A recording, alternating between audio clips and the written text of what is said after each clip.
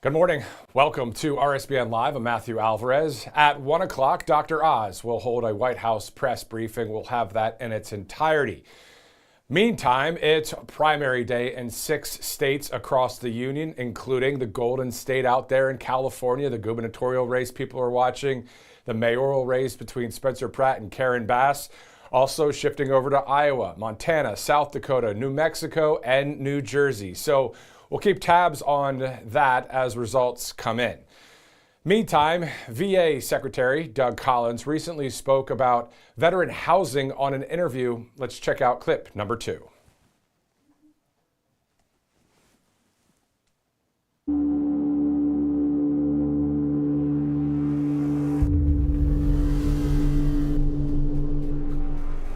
We treated temporary housing. Temporary accomplishment is not mine. I think it's the team's just work and purpose in what we've done in several areas. Number one, moving people to permanent housing. I think that's one of the biggest issues. Is a lot of times we get into this issue of housing being, well, what can we do to fix the moment? Well, I'm looking to fix the lifetime. And so last year, over 50,000 veterans, over 50,000 were moved to permanent housing through the programs that we had. That's the most it's ever been. Moving to permanent housing. We're very, and if it wasn't for the team sitting in this room and the team at VA across the country and our VHAs, we wouldn't have been able to do that. But another part there's also, I think, goes to the issues of where I'm looking at more of putting a face to the VA, if you would, is we had over 20,000, almost 25,000 who were moved off the streets into temporary, protection, temporary housing, temporary, shelter so that they can be protected from the elements, protected from, and begin to get the treatments that help them in their wraparound services. All right, so let's go from Veterans Affairs to education, because Secretary of Education Linda McMahon is actually on a returning education to the states tour. So let's see where she is now. I had a great opportunity this morning to be here at Mystic Valley Regional Charter School in Malden, Massachusetts.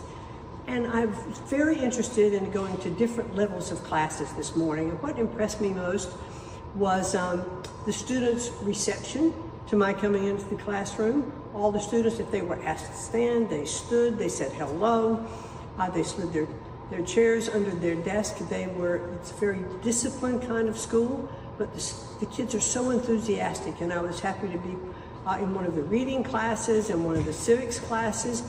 And what was great about these classes is not only are they learning those particular subjects, but they're incorporated into civics or to Renaissance learning or to other aspects. So I was very impressed with what they're doing here in this school.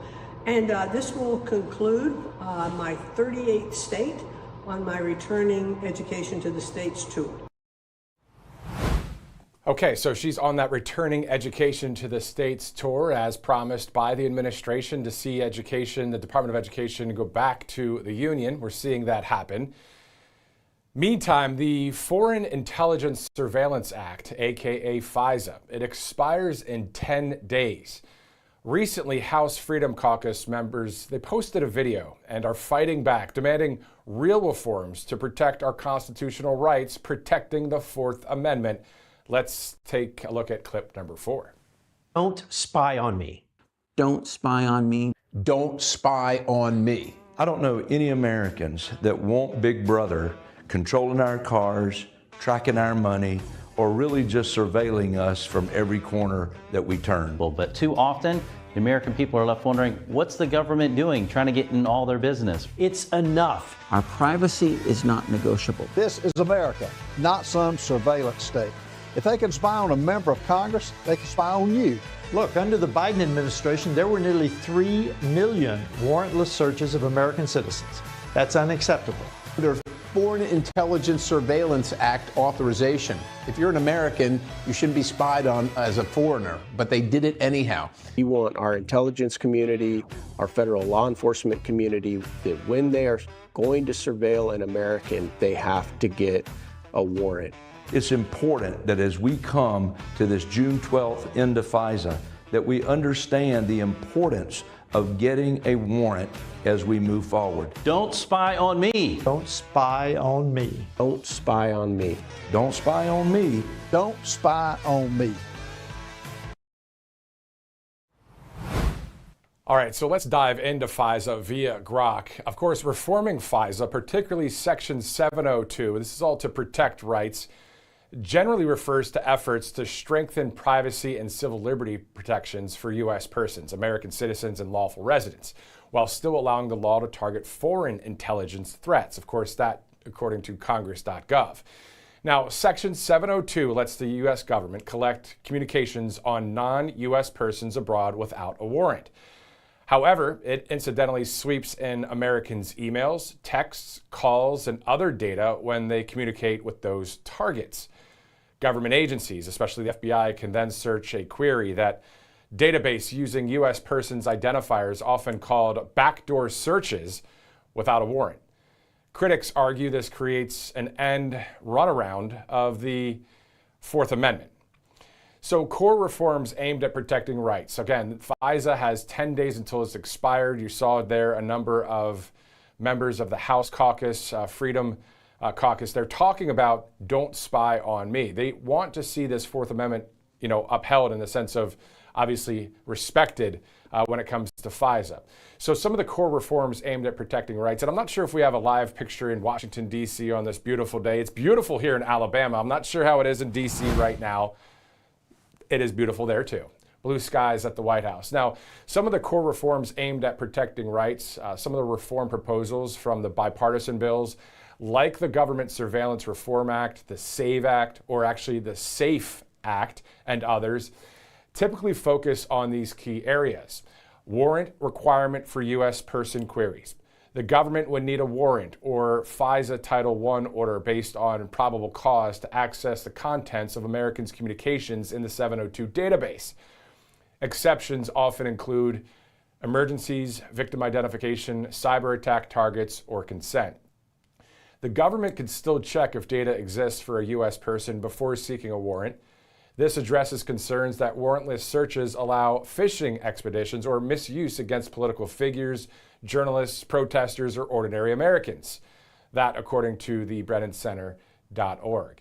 Again, this is all about protecting the Fourth Amendment in the United States Constitution. So we're going to check out clip number 4 in just a second once again, just to kind of bring it back full circle. But let's go to some of our sponsors here on Right Side Broadcasting Network, including mypillow.com/RSBN. Of course, if you call that number you see on your screen there, but also mypillow.com/RSBN, a ton of great products, as you guys know, high quality products offered right there with mypillow.com. There's been the warehouse sale ongoing. I'm sure there's always a sale going on. All you have to do is go to mypillow.com/RSBN. The great Mike Lindell actually just selecting his lieutenant governor candidate there in Minnesota. So we'll see how that goes. Now that primary is not until I believe August 19th, around then. Speaking of primaries, of course, 6 states today, including California, South Dakota, New Jersey, New Mexico, and on are happening. I believe Iowa and Montana. So keeping our eye on that. But back to MyPillow. Of course, a lot of great quality products. Check them out, mypillow.com/RSBN. Speaking of Right Side, all you have to do is go to rsbnetwork.com/donate. If you'd like to donate to Right Side Broadcasting Network. Again, we have some great sponsors here on Right Side Broadcasting Network. Great products, great services that are for you, the American people. But then on top of that, of course, we have people that have donated to Right Side Broadcasting Network since day one. A very, very grassroots organization since 2015, a company, and it went from 2015 on, airing some of President Trump's rallies, as some of you know, on Facebook and other social platforms. And then, of course, over the years, more than 2 million subscribers on YouTube. We're pushing near 1 million on Rumble. More than 4 million, I believe more than 5 million now followers on Truth Social. More than 1 million on X. And then if you look at some of the video content when it comes to the views over the past, 5 to 10 years, not only in the hundreds of thousands, but in the millions plus. So all of that coming from a great idea from our founders, of course, the Seals family, and then really showing the full President Trump speech, and then on top of that, showing the crowds. There's a lot of crowds we're going to be seeing, I think, in the next few weeks, of course, as we get ready to celebrate Freedom 250 right there in Washington, D.C. So if you'd like to donate to the network, be a part of this whole thing, all you have to do is go to rsbnetwork.com/donate. All right, so back to FISA. All right, so we were just talking about this whole thing, FISA, right? And I want to play this video once again for those of you that are just joining us. This is from the House Freedom Caucus, and these guys were saying, you know what? Obviously, we know that's primary day today, but in 10 days from now, there's something else going on. Specifically, the FISA expires in 10 days. So the House Freedom Caucus members posted this video and are fighting back, demanding real reforms to protect our constitutional rights, protecting the Fourth Amendment. Let's take a look at that video again. Don't spy on me. Don't spy on me. Don't spy on me. I don't know any Americans that want Big Brother controlling our cars, tracking our money, or really just surveilling us from every corner that we turn. Well, but too often, the American people are left wondering, what's the government doing, trying to get in all their business? It's enough. Our privacy is not negotiable. This is America, not some surveillance state. If they can spy on a member of Congress, they can spy on you. Look, under the Biden administration, there were nearly 3 million warrantless searches of American citizens. That's unacceptable. Under Foreign Intelligence Surveillance Act authorization, if you're an American, you shouldn't be spied on as a foreigner, but they did it anyhow. We want our intelligence community, our federal law enforcement community, that when they are going to surveil an American, they have to get a warrant. It's important that as we come to this June 12th end of FISA, that we understand the importance of getting a warrant as we move forward. Don't spy on me. Don't spy on me. Don't spy on me. Don't spy on me. Don't spy on me. And don't tread on us either while we're at it. All right, so obviously looking live there in Washington, D.C., man, I'll tell you, June 14th, I think you might even see the arch behind the White House. The arch I'm talking about is the UFC stage. They're setting that all up, and there's going to be a whole lot of setup from that White House all the way to that monument and even to the Lincoln Memorial as well for that great American State Fair that's kicking off on June 24th, because President Trump will be speaking at an America is Back rally that day. And then the next day, of course, the State Fair will start. All right, obviously in about an hour and 15 minutes, we'll go to the White House for Dr. Oz as he's going to hold this White House press briefing. But in the meantime, joining us now is the author of the book entitled Dirty Disciple. Matt Fagioli joins us right now. Matt, thanks so much for joining us here on Right Side. Absolutely, thanks for having me. Definitely. All right, let's talk about your book, Dirty Disciple. Tell us about it.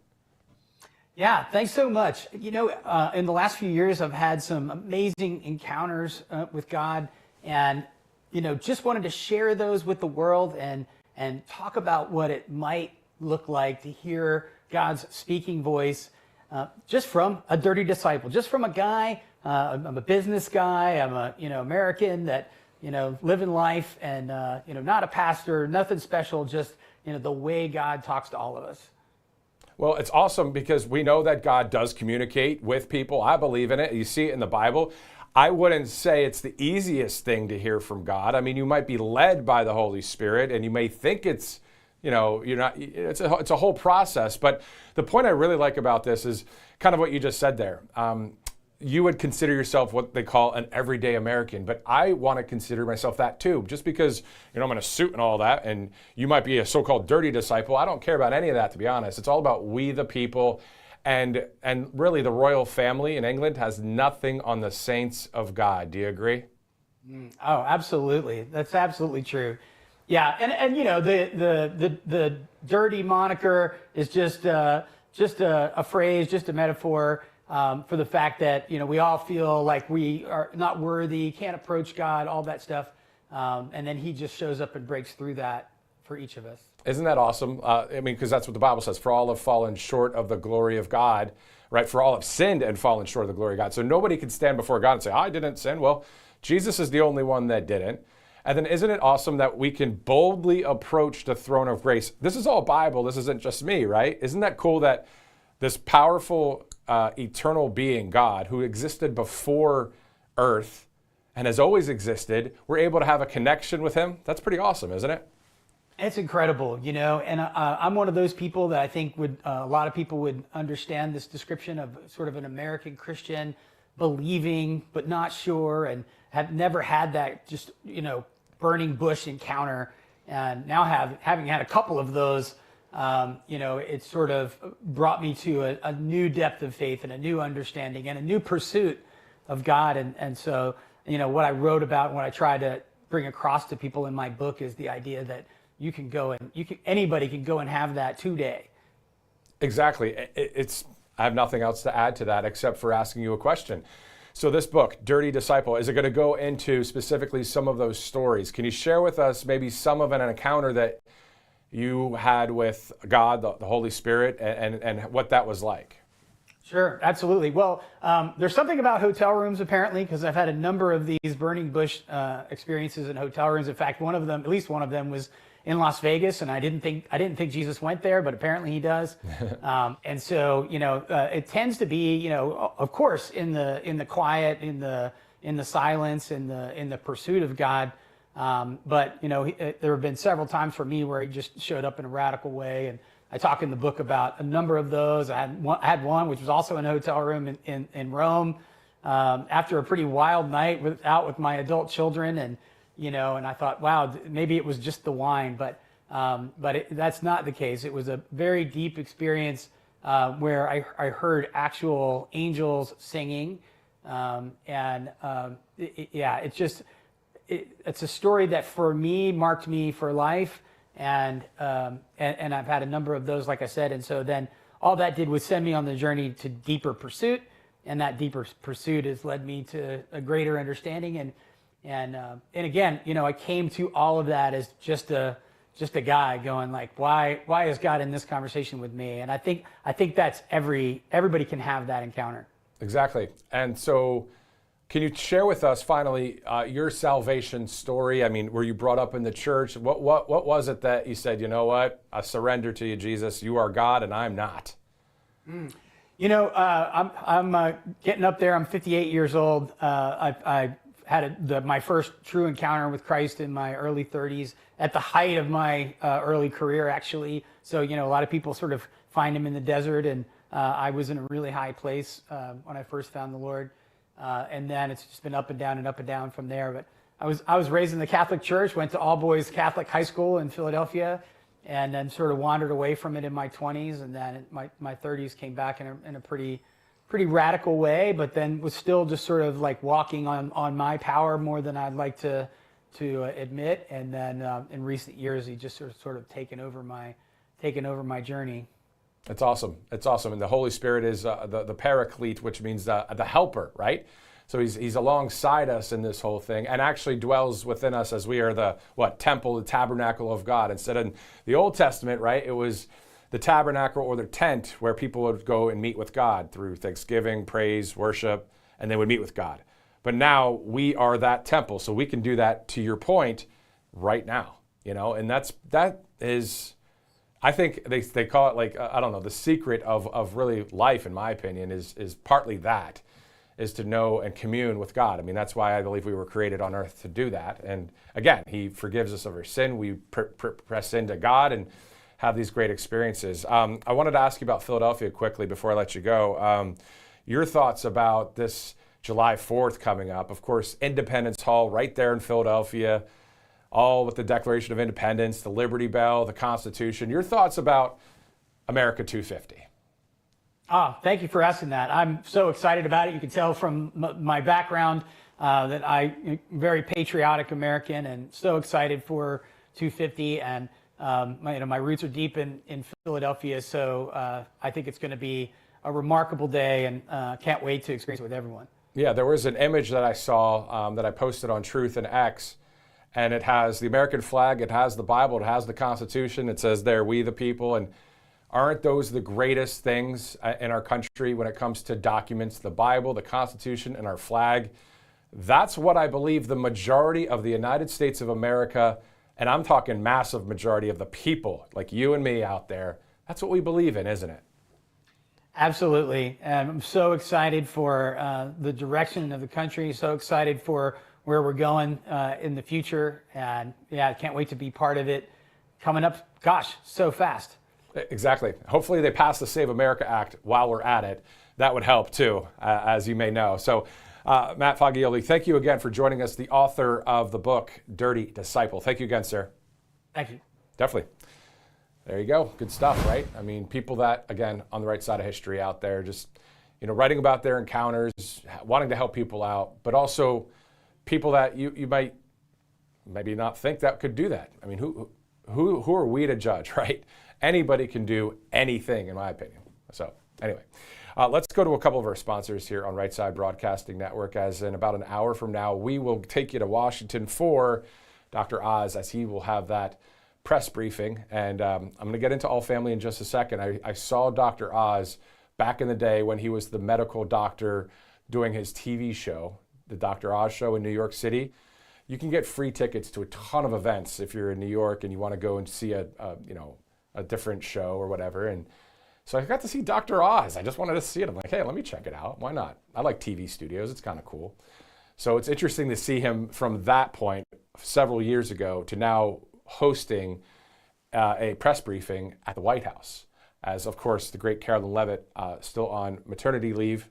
And congratulations again to Carolyn. But looking forward to Carolyn coming back. I'm sure we all are. But Dr. Oz will be holding down the fort today, as did the Treasury Secretary and the Secretary of State, Marco Rubio, pretty recently.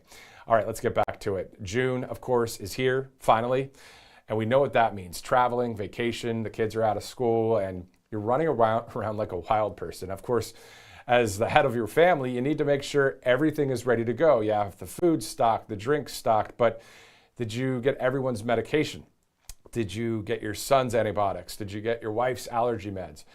And the last thing you want in the middle of a vacation is to need medications that you can't get or just not accessible right there at that point. So that's why All Family Pharmacy is here. You can be prepared with everyday prescriptions, emergency medications, and more.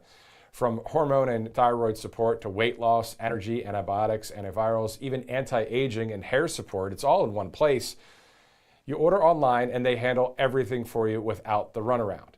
They even take care of the doctor's prescription if you don't have one, and will ship everything directly to your door.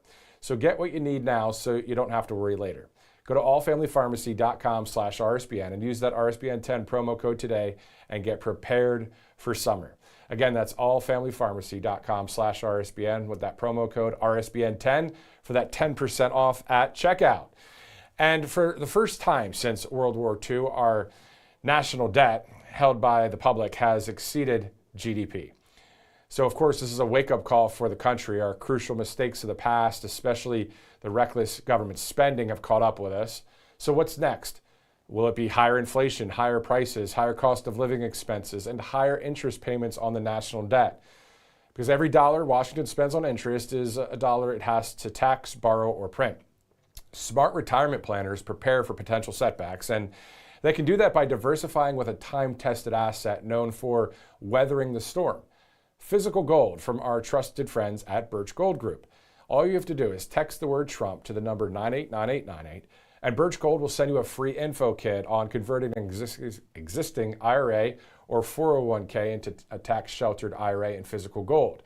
So, of course, you don't pull the ripcord on your parachute once you've already hit the ground. So just don't wait for the economic turbulence to diversify.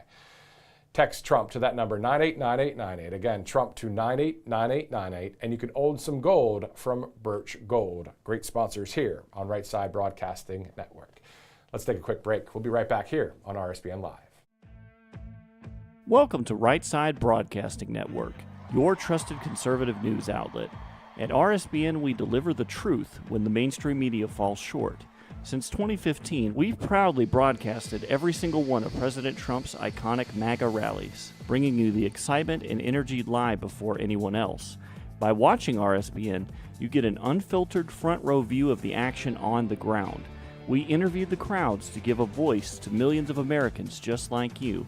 We show you President Trump's speeches in their entirety, free from interruptions and censorship. We cover the stories that matter to you with the integrity and passion you deserve. Thank you for choosing RSBN as your home for America First News.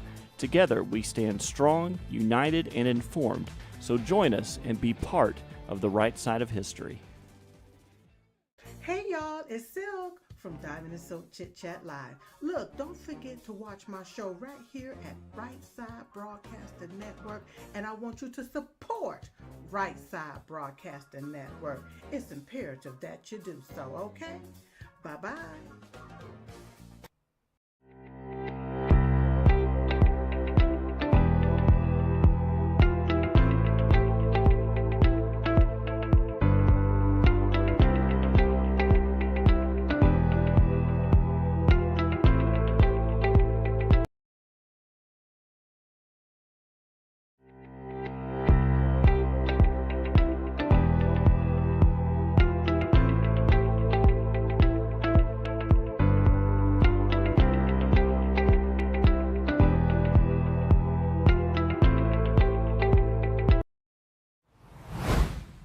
Welcome back. In just a minute, we'll be joined by a retired Marine, a great patriot, Mark Geist.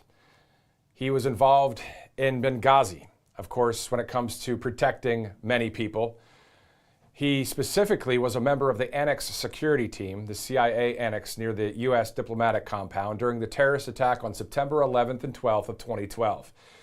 Despite sustaining severe injuries, including more than 20 shrapnel wounds, and a mangled arm from mortar fire, he is credited with helping save the lives of more than 25 Americans through his actions in the prolonged firefight. Let's go to a clip that is on his website, Shadow Warriors Project, about the 13 hours in Benghazi for clip number 1.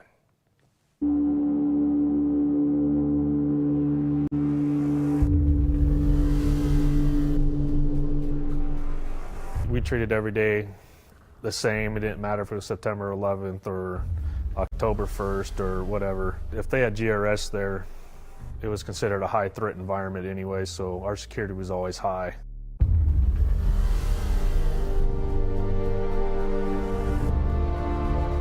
I got a phone call on my cell from Roan, which was Tyrone Woods, saying I needed to get back to the Annex and don't go anywhere near the embassy.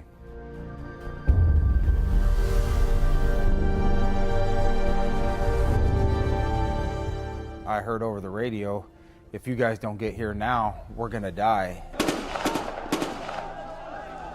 We're sitting there waiting, and I'm looking at Bob and saying, hey, you know, we need to get over there, we're losing the initiative. And he just looks back and says, stand down, you need to wait. More time starting to go by.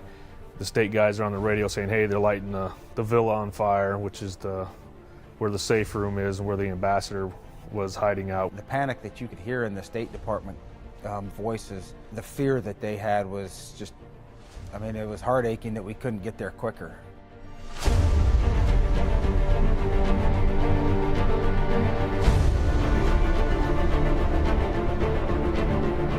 You could hear the gunfire, you know, in the distance you could see the flames or the glow of the fires.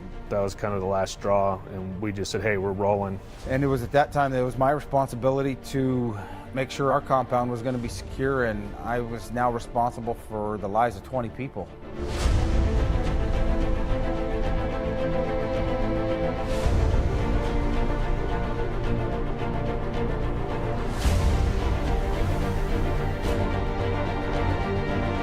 Next thing you know, again, another attack happens.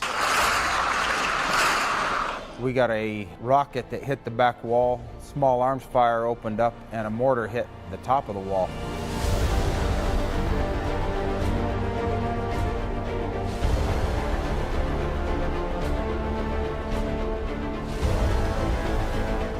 It was a local Libyan plane that we finally got out on, and it was about 13 hours that from the time of contact until we finally took off from Benghazi.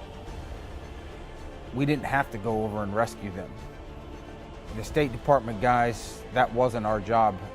Ours was to protect the CIA personnel. But, you know, when you hear Americans on the radio basically pleading for help because there's no one else to come get them, we knew that we didn't have an option but go get them. And, you know, that's just the way we are.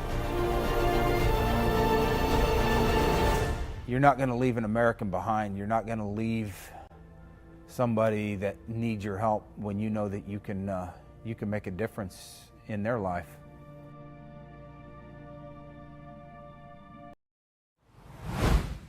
And joining us now is retired Marine Mark Geist. Mark, thanks so much for joining us. That video on your website is extremely powerful, and I watched it for the first time today. People just watched it now. Just your thoughts on that video. It was really well done, wasn't it?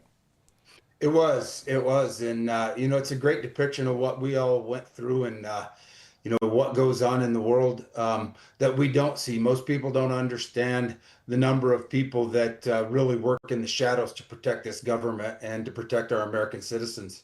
Exactly. Let's dive into the Shadow Warriors Project. I know we spoke about this a couple times, but I really want to take a lot of time here on the Shadow Warriors Project. So if somebody goes to your website, first of all, which website is it? And then what can they do to get the assistance from you guys? It's www.shadowwarriorsproject.org. And that'll take you to our landing page. From there, you can maneuver through the website and find out just really more about us, but also what services that we provide and what may be indicative to whatever you're looking for. We do a K-9 program where we bring in between 5 and 10 veterans, first responders, law enforcement, and private security contractors that work for the government, especially those that are in the shadows. We use the dogs. We're faith-based. We introduce people to Christ. I'm not going to preach to them, but I'm definitely going to, let you know who the Lord is and how He's impacted my life. We use the dogs to teach them how to manage their anxiety and their stress.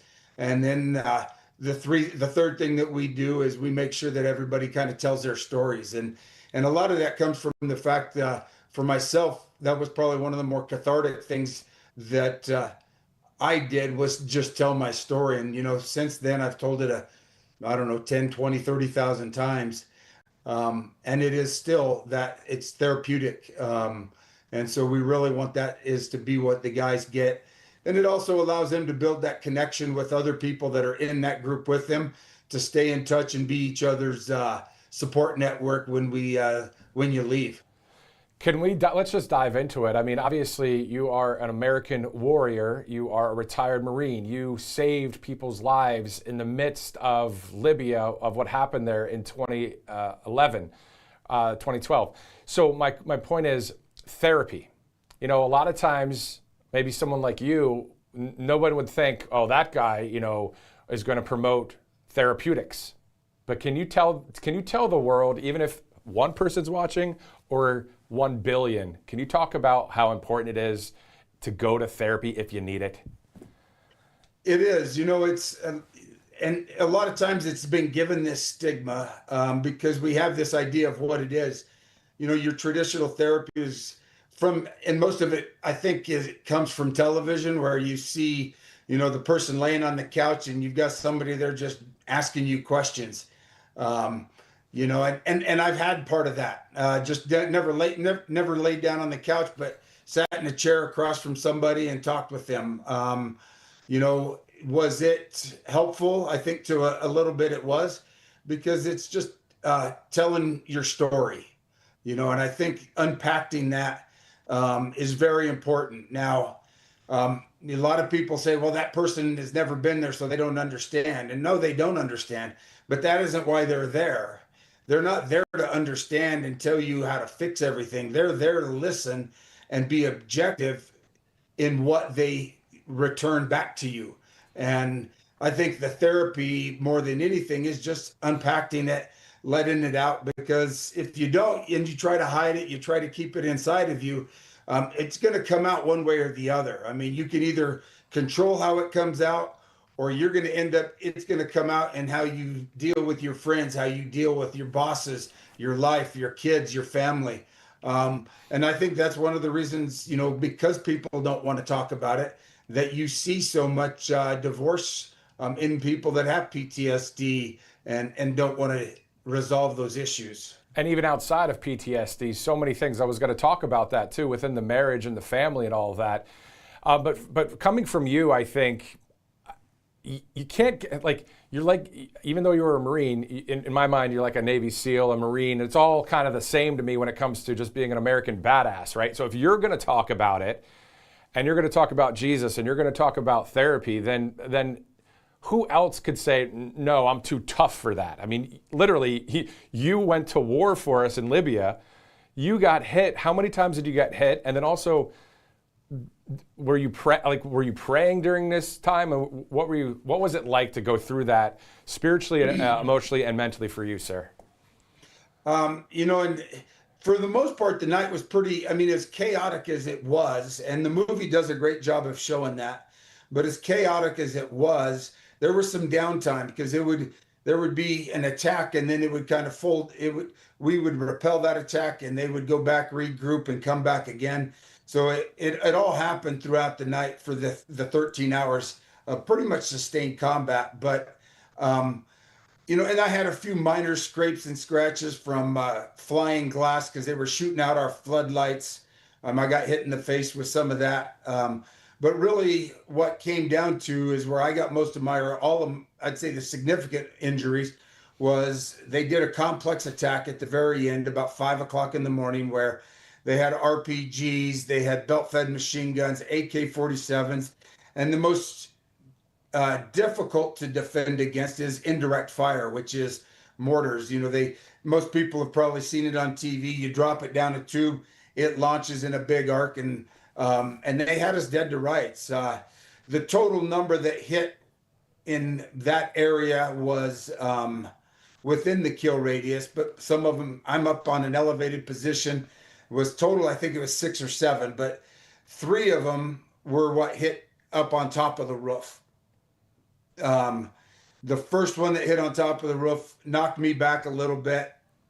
As I stood up, because I had been in the middle of changing my magazine, I'd ran out of bullets, changing mags, started to stand up. It knocked me back a little bit. I stood on up and started in a crouched position, shooting over the wall. And that's when I noticed that Ty was in a fetal position down at my feet on the left. And I went to bring my left arm up and start shooting.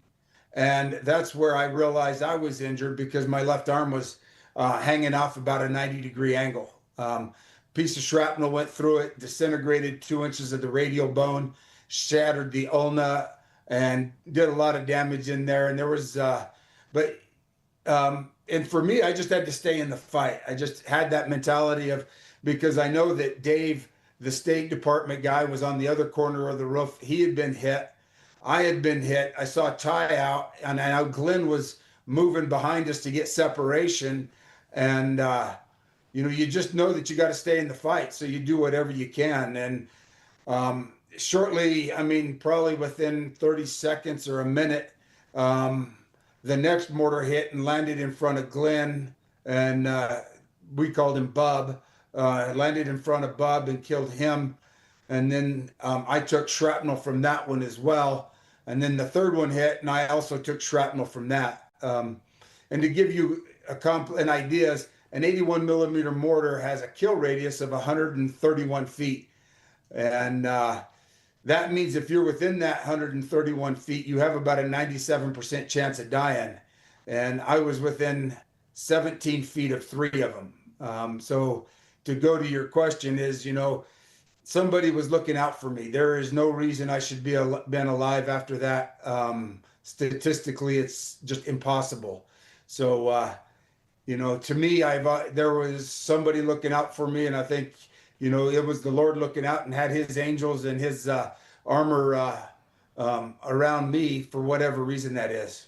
And then the impact that you are now sharing for many people, anybody from first responders to military to anybody that worked for the government as well.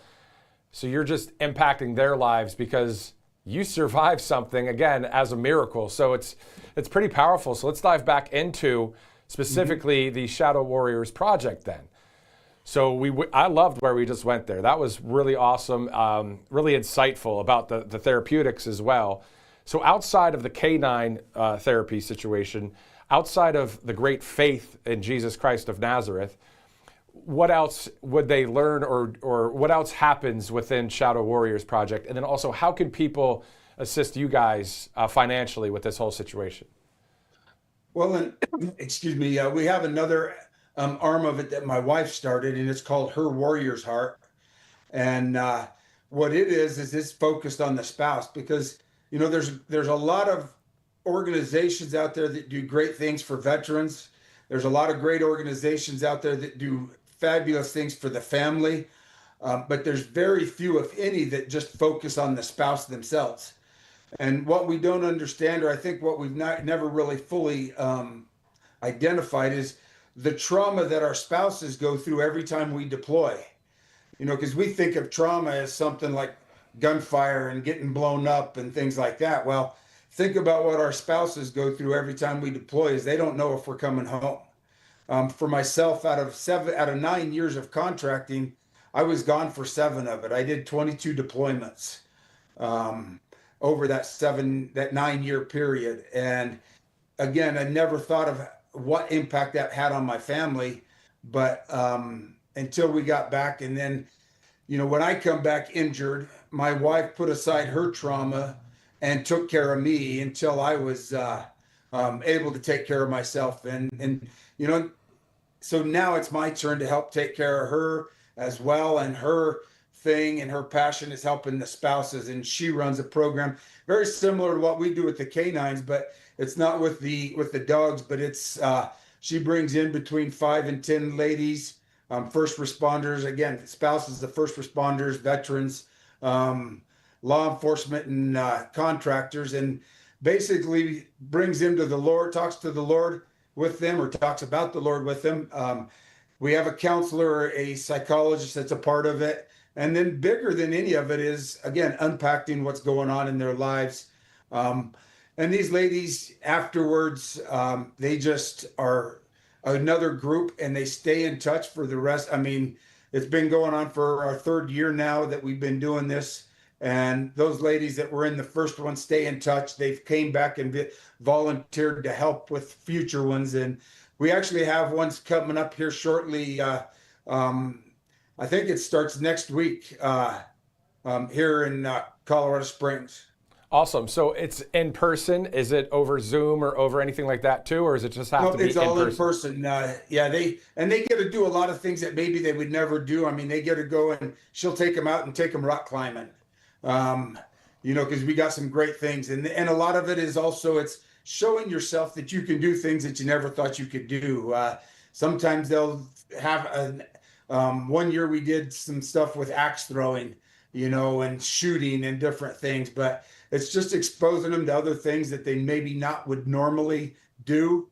And it opens up those barriers and allows friendships to develop and partnerships in the sense of what they're going through, because there's others that are going through the same thing, and they're not alone. So you run Shadow Warriors Project, and then is it Heart of a Warrior? What's the website for your wife's thing that's going on? You can find the link on shadowwarriorsproject.org, or go to crystalgeist.com, and that is where you can find that website specifically. That's pretty awesome. I mean, you're doing indirectly, you're not a pastor, but you're doing a ministry, you and your wife, really giving back to the people. Awesome to see that. And then on top of that, you live in one of the most beautiful states in the union. Yes. My first job was in Grand Junction, Colorado. Okay. So I'm very familiar with the Western Slope and Aspen, Telluride, Colorado Springs. It is one of my favorite places on earth, literally. And my family, they joke with me. They say, have you ever been to Colorado? Because I talk about wanting to go back and just check it out. So you guys are in such a beautiful area. Let's wrap it up with that. Why not? God's creation. How awesome is it there in Colorado, man? I mean, it is beautiful. They call Florida the Sunshine State. And I have to say one thing is, Colorado has more sunshine than any other state in the nation. We average 300 days of sunshine a year. And it's just beautiful. You've got 4 seasons. No matter whether I grew up out on the Eastern Plains. I always tell people when they ask, where'd you grow up? I'm like, if you remember in school, they told you where the buffalo roam. That's where I grew up. And it's as beautiful out there as it is up in the mountains. It's just a different kind of beauty. And it's just one of the greatest places that you could grow up in and live in. Unfortunately, we are a little bit to the left right now, which we're in the process of trying to fix at this election cycle. Yeah, we hope to see Colorado go to the right side of history politically, and we hope and pray, and we're hoping that Tina can just be freed. Tina Peters, of course, there in Colorado, as well as President Trump has mentioned that time and time again. Retired Marine Mark, go ahead. To that nature, I will give a shout out to Governor Polis. Not my we don't align on very many things politically, but he did commute her sentence, and she was released yesterday. Well, there you go. That's news there it is right here. 4 minutes ago on RSBN, Tina Peters released after Colorado governor commute sentence. Beautiful to see it. Finally, she's out there. We're going to have to talk to, hopefully, her lawyer, Peter Tickton, and get him on the line. But that's awesome stuff. So great to see Tina out there. Hopefully Colorado, again, politically keeps going to the right. Beautiful state. You're awesome, man. Thank you so much for joining us here. Again, retired Marine Mark Geist. Again, go to the shadowwarriorsproject.org. Spread that website out there as far as you can, because what he's doing is awesome. Thank you, Mark, for joining us. Thanks for what you're doing for the country. Thank you, and God bless. God bless you, sir. Awesome stuff. Awesome stuff. 12/19, Tuesday, June 2nd. Let's go to All Family Pharmacy in the meantime. Of course, June is here, finally. And you know what that means, of course, traveling, vacation, the kids are out of school, and you're running around like a wild person. Of course, as the head of the family, if you're watching as the head of the family here, you need to make sure everything is ready to go. You have the food stocked and the drinks ready, but did you get everyone's medicine? Did you get your son's antibiotics or your wife's allergy medication? The last thing you want to deal with in the middle of a great vacation, maybe to a place like Colorado, is to need medications that you can't get. That's why All Family Pharmacy is here. Be prepared with everyday prescriptions, emergency medications, and more. From hormone and thyroid support to weight loss, energy, antibiotics, antivirals, even anti-aging and hair support, it's all in one place.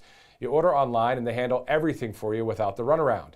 They even take care of the doctor's prescription if you don't have one, and will ship everything directly to your door. Get what you need now so you don't have to worry later.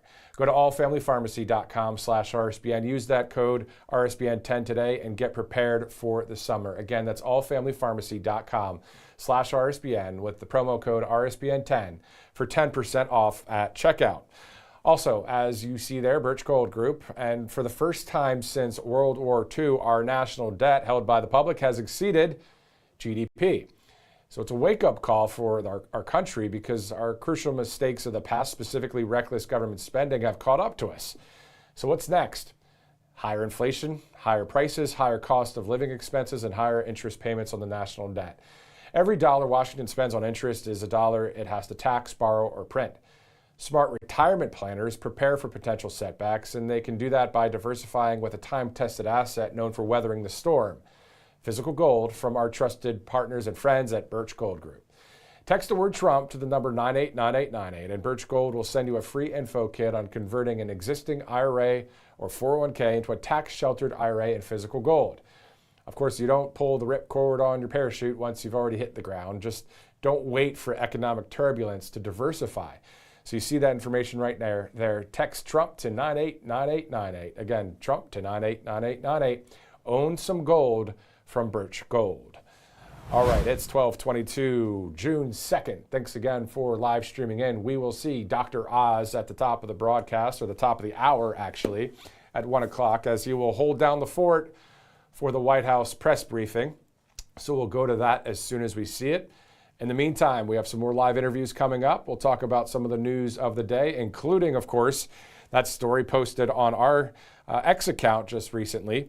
Tina Peters released after Colorado governor commutes sentence. We'll be right back here on Right Side Broadcasting Network. Welcome to Right Side Broadcasting Network, your trusted conservative news outlet. At RSBN, we deliver the truth when the mainstream media falls short. Since 2015, we've proudly broadcasted every single one of President Trump's iconic MAGA rallies, bringing you the excitement and energy live before anyone else. By watching RSBN, you get an unfiltered front row view of the action on the ground. We interview the crowds to give a voice to millions of Americans just like you. We show you President Trump's speeches in their entirety, free from interruptions and censorship. We cover the stories that matter to you with the integrity and passion you deserve. Thank you for choosing RSBN as your home for America First News. Together, we stand strong, united, and informed. So join us and be part of the right side of history. Hey y'all, it's Silk from Diamond and Silk Chit Chat Live. Look, don't forget to watch my show right here at Right Side Broadcasting Network, and I want you to support Right Side Broadcasting Network. It's imperative that you do so, okay? Bye-bye.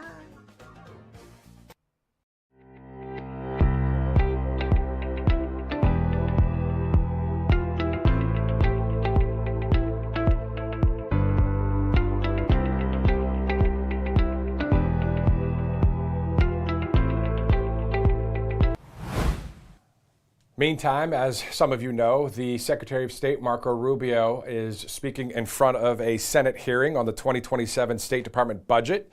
So let's go to his opening remarks from earlier today. Do you want one? We actually talked about that, but he thought that questioning might be easier. Why don't you go ahead? I have it in writing. You want me to read it? Give us your best shot. Okay, well, thank you for having me here. There'll be a lot to talk about today. And I just want to remind everybody, you know, our foreign policy is one that's solely focused on the national interest of the United States of America, on the defense of our country, both its military defense and our security, but also our economic security and the vibrancy of our economy, our sovereignty, and our future. We believe that America should lead the world, and I believe that we are, and we'll have a very good story to tell about that. American leadership, however, should always be on behalf of the American interests. I say this because I think over a period of time in our foreign policy, we lost focus on that. The reality of it is that our foreign policy, first and foremost, must always be what is in the national interest of the United States of America. And determining the national interest oftentimes requires us to make pragmatic decisions. Sometimes in foreign policy, the choices are not between a good choice and a bad choice. It's between two less than ideal choices, and you're trying to figure out which one of these two choices is the one that is best for the United States and least harmful to our interests. And that plays out every single day. That said, we remain the world's sole global superpower, the most powerful country on earth. We have the largest economy. We have the most formidable and powerful military ever known to man, by the way. Our dollar remains the reserve currency of the world.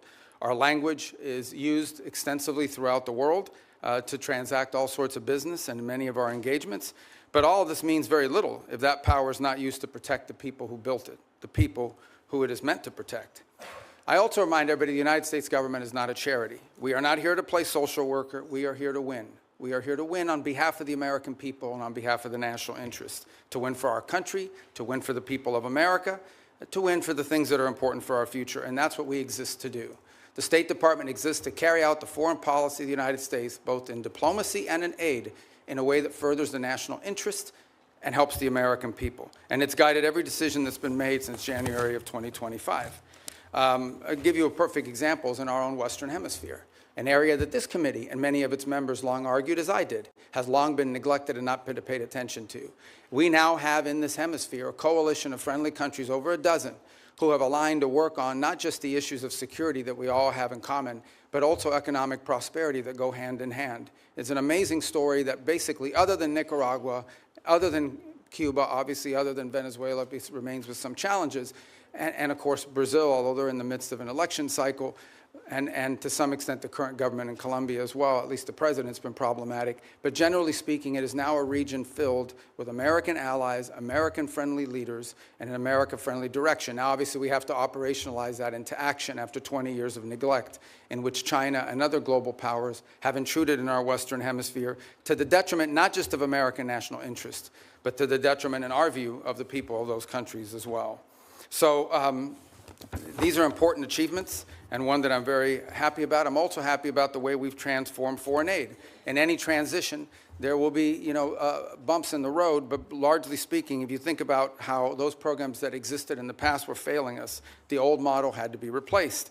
And the foreign assistance that remains is being brought under the strategic direction of the State Department. So we're not just providing money, we are also seeking outcomes. It's not just how much money you spend on a program, it's whether you're getting outcomes from it.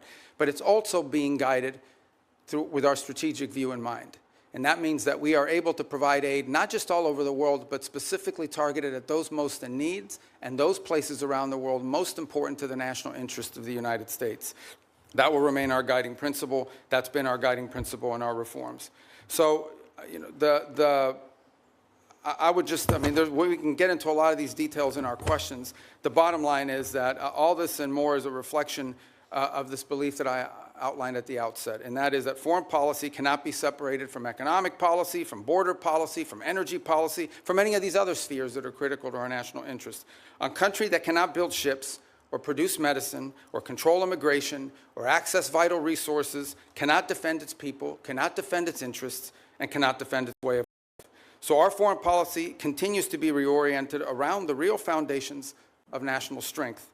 This budget is yet another step, I believe, in that direction. Obviously, the appropriators here will have a huge say on the outcome of what that budget ultimately looks like, as we don't anticipate that for the first time in modern history, Congress will just take up our budget and pass it. We think it'll go through some substantial reforms along the way, and we look forward to engaging you like we did last year to produce what we think is a very good spending bill at that time. So anyways, I look forward to your questions. At least that's what it says here. I'm not sure if I really look forward to your questions. I look forward to probably half your questions.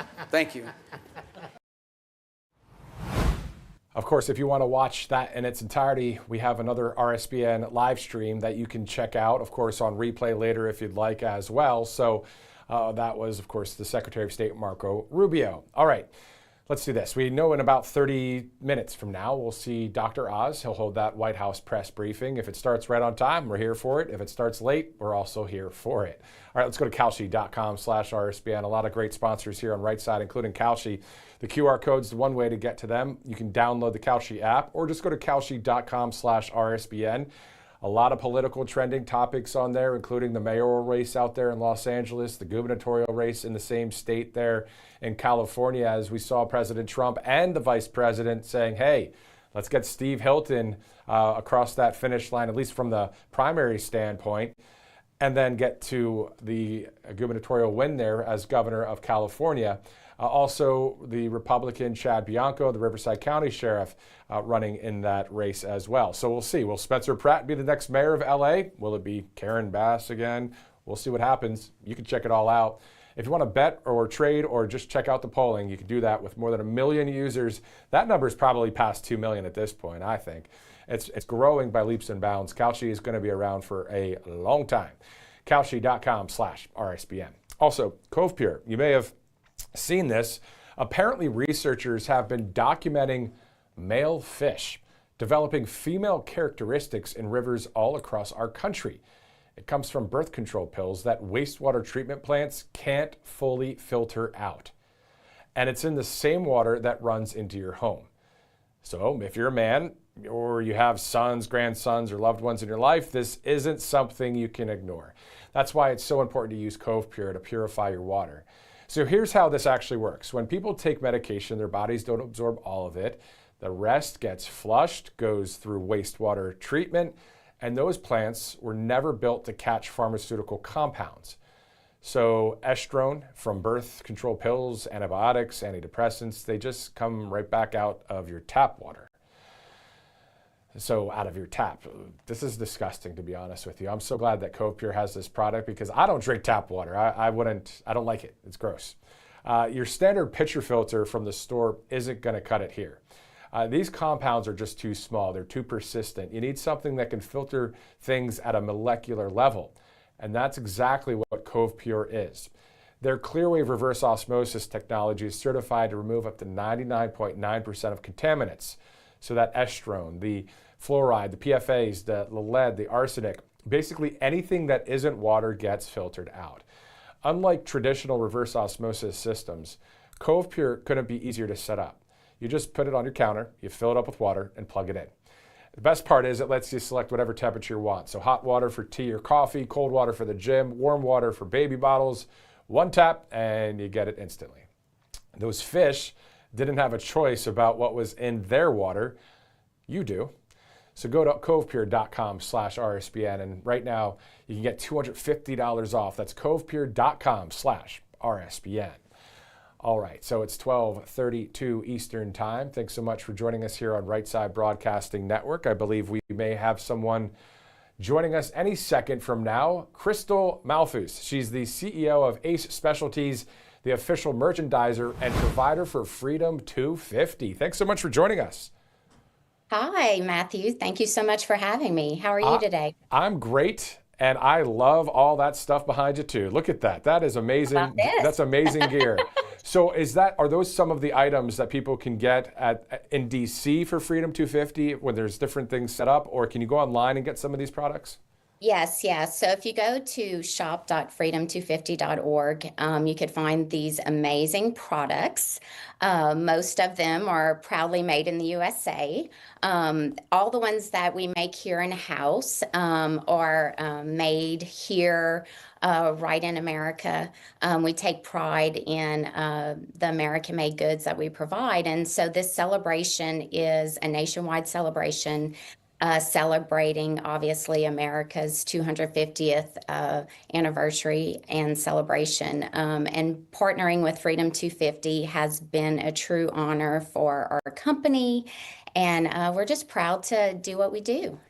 How in the world did you get that gig? Because that's a really good one. Yeah, so since 2015, Ace Specialties, it has been our mission to make and provide American-made goods.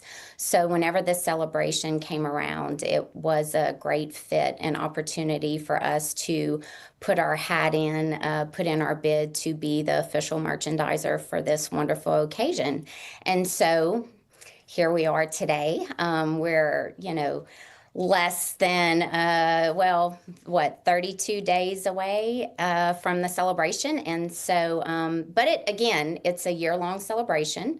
So we are proud to celebrate this whole year. Yeah, and that's exactly what we've been doing too, whether it's on the live streams or just various social media posts and that kind of thing. But let's talk about the logistics of everything. So in Washington, D.C., we know the Great American State Fair is going to start on June 24th, President Trump, of course, speaking that day, and then that goes all the way until July 10th. So I think you guys are actually already in D.C. now for some of it. Is it the FIFA World Cup? I mean, what's going on right now? Correct. So we've actually had mobile units there in DC for probably the last 2 to 3 months that are selling the official merchandise. When the events roll around, we're actually going to have tents and booths set up, providing gear to everyone attending. So it's going to be a great celebration. Everyone will be able to buy something that they can remember the celebration from. And Crystal, what does Freedom 250 or just simply freedom mean to you as an American citizen? Freedom 250 to me means, it truly means a lot, especially as an entrepreneur. I started my company 19 years ago with one product and one big American dream. And I started with one client. Within a few months, I was able to land new clients and add to my product line. But when I think back and I think, everything I've been through, the ups, the downs, nearly losing my company, landing a large account about 11 years ago and where I am today, it's truly the American dream. And only in America can you be an entrepreneur, go for it, live the American dream. And so to me, Freedom 250 is not only a celebration of 250 years, but it's also a celebration of who I am as an entrepreneur and the jobs and opportunities that I'm able to provide my employees. So it's awesome to see it. I mean, if you talked about freedom so much and maybe some other country, maybe talked about the Bible, the Constitution, the American flag, or the flag of whatever country, these other countries, a lot of them, they don't like what we have. When I'm talking about the political leadership, the people, they want freedom just like we would. Isn't it awesome to be part of a country, the leading nation, the greatest nation on earth? Yes, no, it truly is. And, we're very fortunate to have the greatest president of all time, who's leading our country and his administration. They're doing an amazing job and really setting a precedent for the entire world. And, when you look back and you see all of the many great things that we do have and opportunities as Americans, it's really something to celebrate. And so this year is just, catapulting that celebration. And, we're excited to be part of this nationwide event and look forward to everyone in America celebrating. It would be quite awesome to see President Trump on June 24th sporting one of the Freedom 250 hats, maybe the one right above you, the white one with the gold. That one. Let's see if we can get that done. Maybe so. You never know, What's the website again for people if they want to shop? It's shop.freedom250.org. Awesome. Crystal Malfus, the CEO of Ace Specialties, the official merchandiser and provider for Freedom 250. Thanks again for joining us here on Right Side. Thank you so much. Have a wonderful day. You too. Thank you. Awesome stuff there as it's 12:39 Eastern Time. Getting ready for Dr. Oz at the top of the hour. Let's go to a few of our sponsors in the meantime. Birch Gold Group is one of them. And for the first time since World War II, our national debt held by the public has exceeded GDP. We know that this is a wake-up call for our country because our crucial mistakes of the past, specifically reckless government spending, have caught up with us. So what's possibly next? Higher inflation, higher prices, higher cost of living expenses, and higher interest payments on the national debt. Every dollar Washington spends on interest is a dollar it has to tax, borrow, or print. Smart retirement planners prepare for potential setbacks, and they can do that by diversifying with a time-tested asset known for weathering any storm. Physical gold from our trusted friends at Birch Gold Group. So all you have to do is text the word Trump to the number 989898, and Birch Gold will send you a free info kit on converting an existing IRA or 401k into a tax-sheltered IRA in physical gold. Of course, you don't pull the ripcord on your parachute once you've already hit the ground. Let's not wait for economic turbulence to diversify. Just text Trump to that number there, 989898. Again, text Trump to 989898. Own some gold from Birch Gold Group. It's 20 minutes from the top of the hour. Let's go to All Family Pharmacy. June is here, of course, finally, and we know that that means traveling, vacation, the kids are out of school, and a lot of times people are running around like wild people because as the head of your family, though, you need to make sure everything is ready to go. You have the food stocked, drinks stocked, but did you get everyone's medicine? Did you get your son's antibiotics or your wife's allergy meds? The last thing you want in the middle of a vacation is to need medications that you can't get, you can't access while on that vacation. And that's why All Family Pharmacy is here, being prepared with everyday prescriptions, emergency medications, and more. From hormone and thyroid support to weight loss, energy, antibiotics, antivirals, even anti-aging and hair support, it's all in one place. You order online and they handle everything for you without the runaround. They even take care of the doctor's prescription if you don't have one and will ship everything directly to your door. Get what you need now so you don't have to worry later. Go to allfamilypharmacy.com/RSBN and use RSBN10 today, that code, to get prepared for the summer. Again, that's allfamilypharmacy.com/RSBN and use that promo code RSBN10 for that 10% off at checkout here on Right Side Broadcasting Network. All right, joining us now is the Election Integrity Comms Director for the Republican National Committee, Ali Torillo. Thanks so much for joining us, Ali. Hi, thank you so much for having me. Definitely. I understand the RNC has launched historic election integrity efforts. Can you enlighten us about that? Absolutely. So the RNC just crossed a major threshold when it comes to our election integrity efforts. We have 150 lawsuits in more than 30 states around the nation, and we're fighting to protect the ballot box. There are different areas in which we're doing this, all the way up to the Supreme Court, as well as in local municipalities and states. So we have a very, very aggressive operation, and we are not letting up. And then on top of that, when we look at the different states out there, and it gets confusing for some people, like what is a committee man? What is a committee woman? What are voter rolls and registration? And is the Save America Act going to pass? But it looks like you guys are taking an initiative with the RNC right now just to really tackle this head on.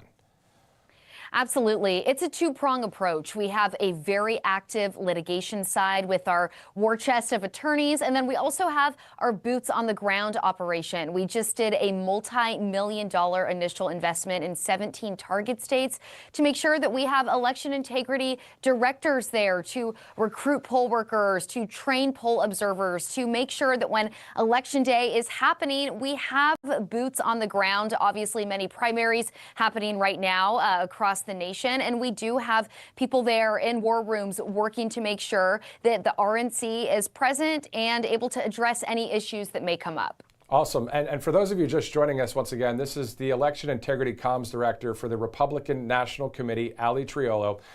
Let's talk about the midterms. So is all of this has already started, right, with you guys?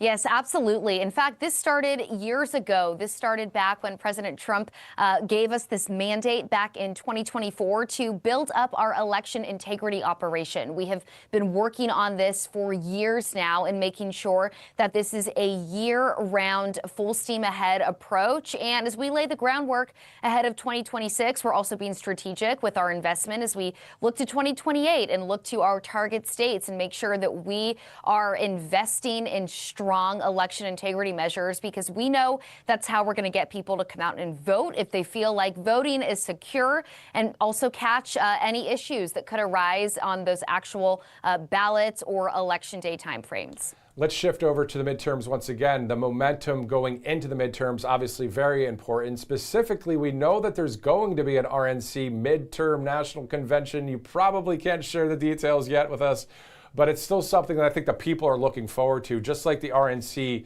national conventions that happen in a presidential cycle.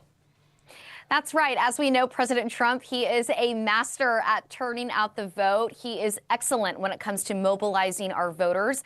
Back at our winter meeting, we approved to have a midterm convention. So we look really, really forward to President Trump making the announcement and partnership with us on where that will take place. And we can't wait to celebrate the Republican Party.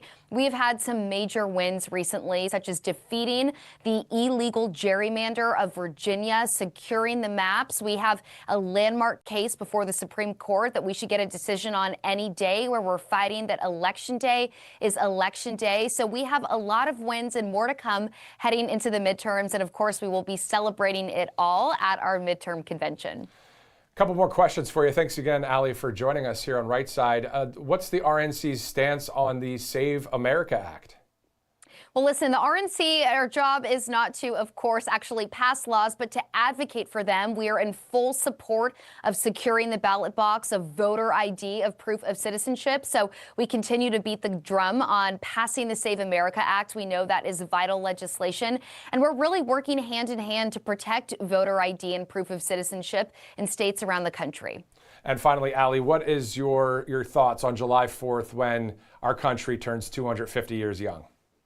Well, it's a great day to be an American every day, but of course, marking the 250th birthday, I can't help but feel a deep sense of pride for what our country is, for how Republicans and President Trump have restored us, as President Trump likes to say, to the hottest country in the world. So, of course, we look forward to that celebration, and we look forward to some wins ahead of us in the midterms. Definitely. The midterms, of course, in November. Ali Triolo with the RNC. Thank you so much for joining us. Thank you for having me. Definitely. Awesome stuff there. Hearing that there is election integrity efforts going from the RNC. And, you know, we see that happening. Obviously, the RNC, a major organization, but we see that being discussed throughout our country. Election security, election integrity. And of course, it would just really help to see the Save America Act passed. We need more momentum, I believe, on Capitol Hill for that momentum to kick into high gear like it was prior to the Easter recess. Everybody was talking about it. Senator Mike Lee of Utah on that floor in the Senate, constantly talking about it, posting about it. But right now, of course, there's, you know, a lot going on in the world, but how about saving our country? How about that being a top priority? Pass the Save America Act. There you go. Anyway, my name's Matthew Alvarez. This is RSBN Live. We'll be right back here on RSBN. Welcome to Right Side Broadcasting Network, your trusted conservative news outlet. At RSBN, we deliver the truth when the mainstream media falls short. Since 2015, we've proudly broadcasted every single one of President Trump's iconic MAGA rallies, bringing you the excitement and energy live before anyone else. By watching RSBN, you get an unfiltered front row view of the action on the ground. We interview the crowds to give a voice to millions of Americans just like you. We show you President Trump's speeches in their entirety, free from interruptions and censorship. We cover the stories that matter to you with the integrity and passion you deserve. Thank you for choosing RSBN as your home for America First News. Together, we stand strong, united, and informed. So join us and be part of the right side of history. Hey y'all, it's Silk from Diamond and Silk Chit Chat Live. Look, don't forget to watch my show right here at Right Side Broadcasting Network, and I want you to support Right Side Broadcasting Network. It's imperative that you do so, okay? Bye-bye.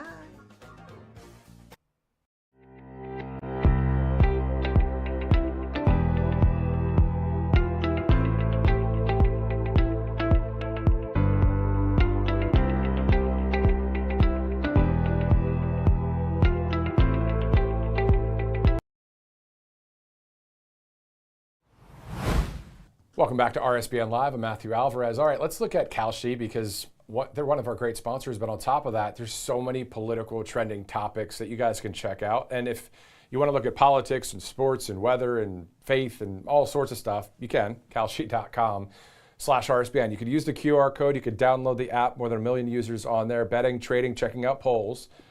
And speaking of polls, today, it's primary day in 6 states across the union, including in California, Iowa, Montana, South Dakota, New Mexico, and New Jersey. So you can specifically look for any of the races in there on Kalshi, or you could start a question yourself on there and see what people do with it. I know that the mayoral race in Los Angeles is being talked about a lot, and of course the gubernatorial race in California as well. And there's many other political races going on throughout the other 6 states. So we're keeping our eye on the primary day, of course, 6 states on this June 2nd. Can you believe it's June already? Well, here we are.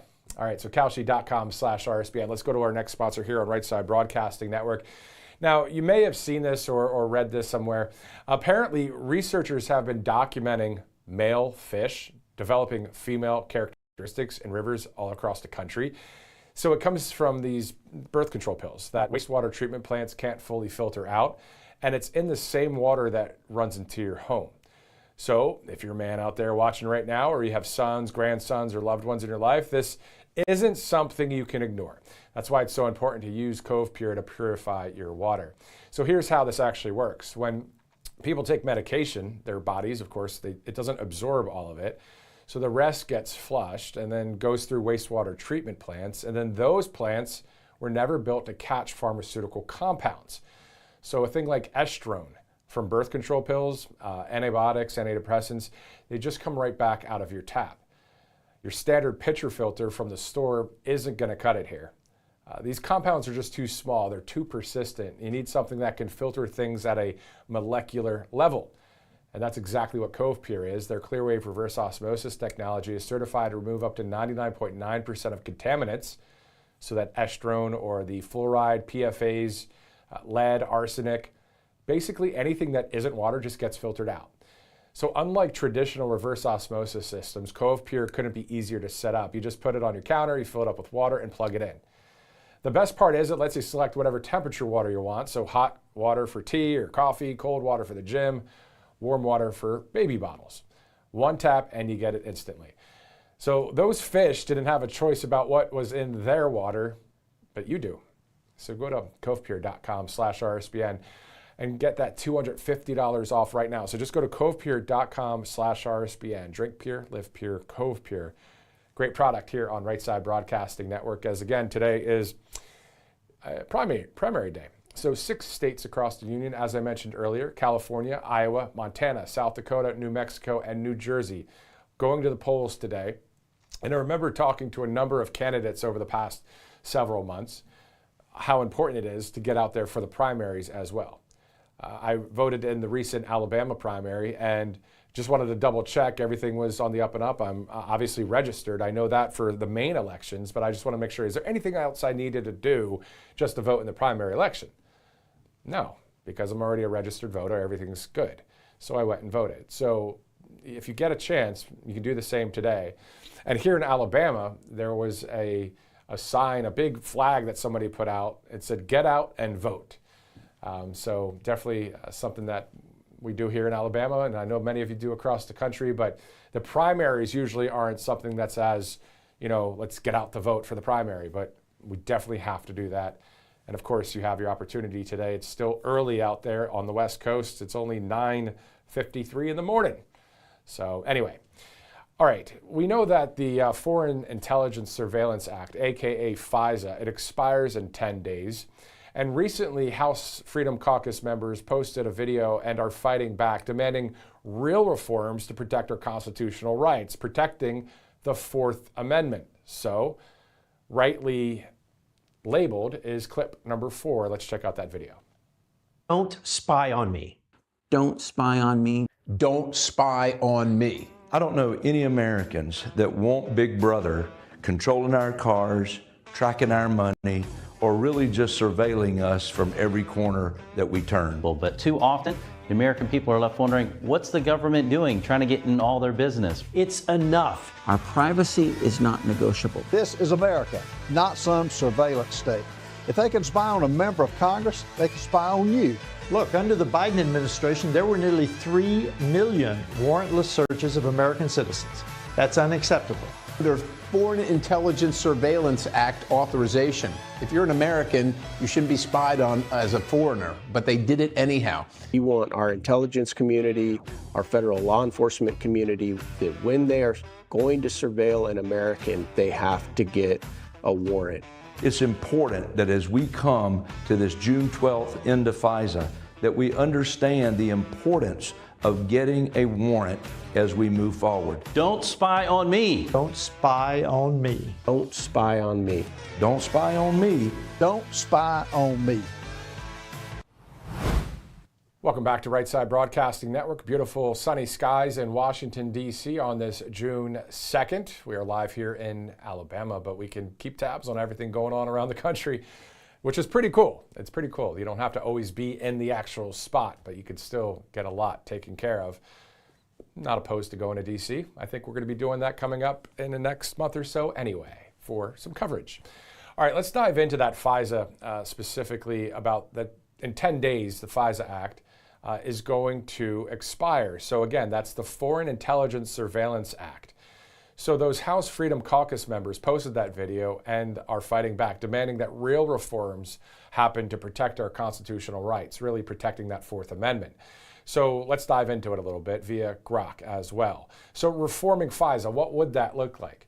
Particularly the Section 702, to protect rights, generally refers to efforts to strengthen privacy and civil liberty protections for U.S. persons, basically American citizens and lawful residents, while still allowing the law to target foreign intelligence threats.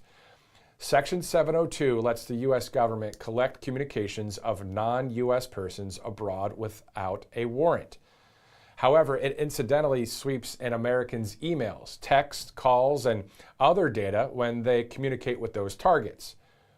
Government agencies, especially the FBI, can then search by using a query that database using U.S. persons identifiers. This is often called backdoor searches. This is all can be done without a warrant. Critics argue this creates an end runaround of the Fourth Amendment. Core reforms aimed at protecting rights, specifically reform proposals from bipartisan bills like the Government Surveillance Reform Act, the SAFE Act, and others, typically focus on these key areas. Warrant requirement for U.S. person queries. The government would need a warrant or FISA Title I order based on probable cause to access the contents of Americans' communications in the 702 database. Exceptions often include emergencies, victim identification, cyber attack targets, or consent. So the government could still check if data exists for a U.S. person before seeking a warrant. This addresses concerns that warrantless searches allow fishing expeditions or misuse against political figures, journalists, protesters, or ordinary Americans. Again, this is all about protecting the Fourth Amendment in the United States Constitution. So let's just check out clip 4 once again, just to hear from the Freedom House Caucus. Don't spy on me. Don't spy on me. Don't spy on me. I don't know any Americans that want Big Brother controlling our cars, tracking our money, or really just surveilling us from every corner that we turn. But too often, the American people are left wondering, what's the government doing, trying to get in all their business? It's enough. Our privacy is not negotiable. This is America, not some surveillance state. If they can spy on a member of Congress, they can spy on you. Look, under the Biden administration, there were nearly 3 million warrantless searches of American citizens. That's unacceptable. Under Foreign Intelligence Surveillance Act authorization, if you're an American, you shouldn't be spied on as a foreigner, but they did it anyhow. We want our intelligence community, our federal law enforcement community, that when they are going to surveil an American, they have to get a warrant. It's important that as we come to this June 12th end of FISA, that we understand the importance of getting a warrant as we move forward. Don't spy on me. Don't spy on me. Don't spy on me. Don't spy on me. Don't spy on me. All right, this all brought to you by some great sponsors as we are on standby for the White House press briefing hosted by Dr. Oz coming up in just a minute. Let's go to All Family Pharmacy. Of course, June is here finally, and we know what that means: traveling, vacations, and the kids, of course, are out of school, and you're out there running around like a wild person. Of course, as the head of your family, you need to make sure everything's ready to go. You have the food and drinks stocked, but did you get everyone's medications? Did you get your son's antibiotics or your wife's allergy meds? The last thing you want in the middle of a vacation is to need medications that you just can't get. That's why All Family Pharmacy is here. You can be prepared with everyday prescriptions, emergency medications, and more, from hormone and thyroid support to weight loss, energy, antibiotics, antivirals, even anti-aging and hair support. It's all in one place. You order online and they handle everything for you without the runaround. They even take care of the doctor's prescription if you don't have one, and will ship everything directly to your door. Get what you need now so you don't have to worry later. Go to allfamilypharmacy.com/RSBN and use code RSBN10 today, and you'll get prepared, of course, for summer. Again, that's allfamilypharmacy.com/RSBN with the promo code RSBN10 for 10% off. And for the first time since World War II, our national debt held by the public has exceeded GDP. Of course, it's a wake-up call for our country. The crucial mistakes of the past, specifically reckless government spending, have really caught up with us, because what may be next: higher inflation, higher prices, higher cost of living expenses, and higher interest payments on the national debt.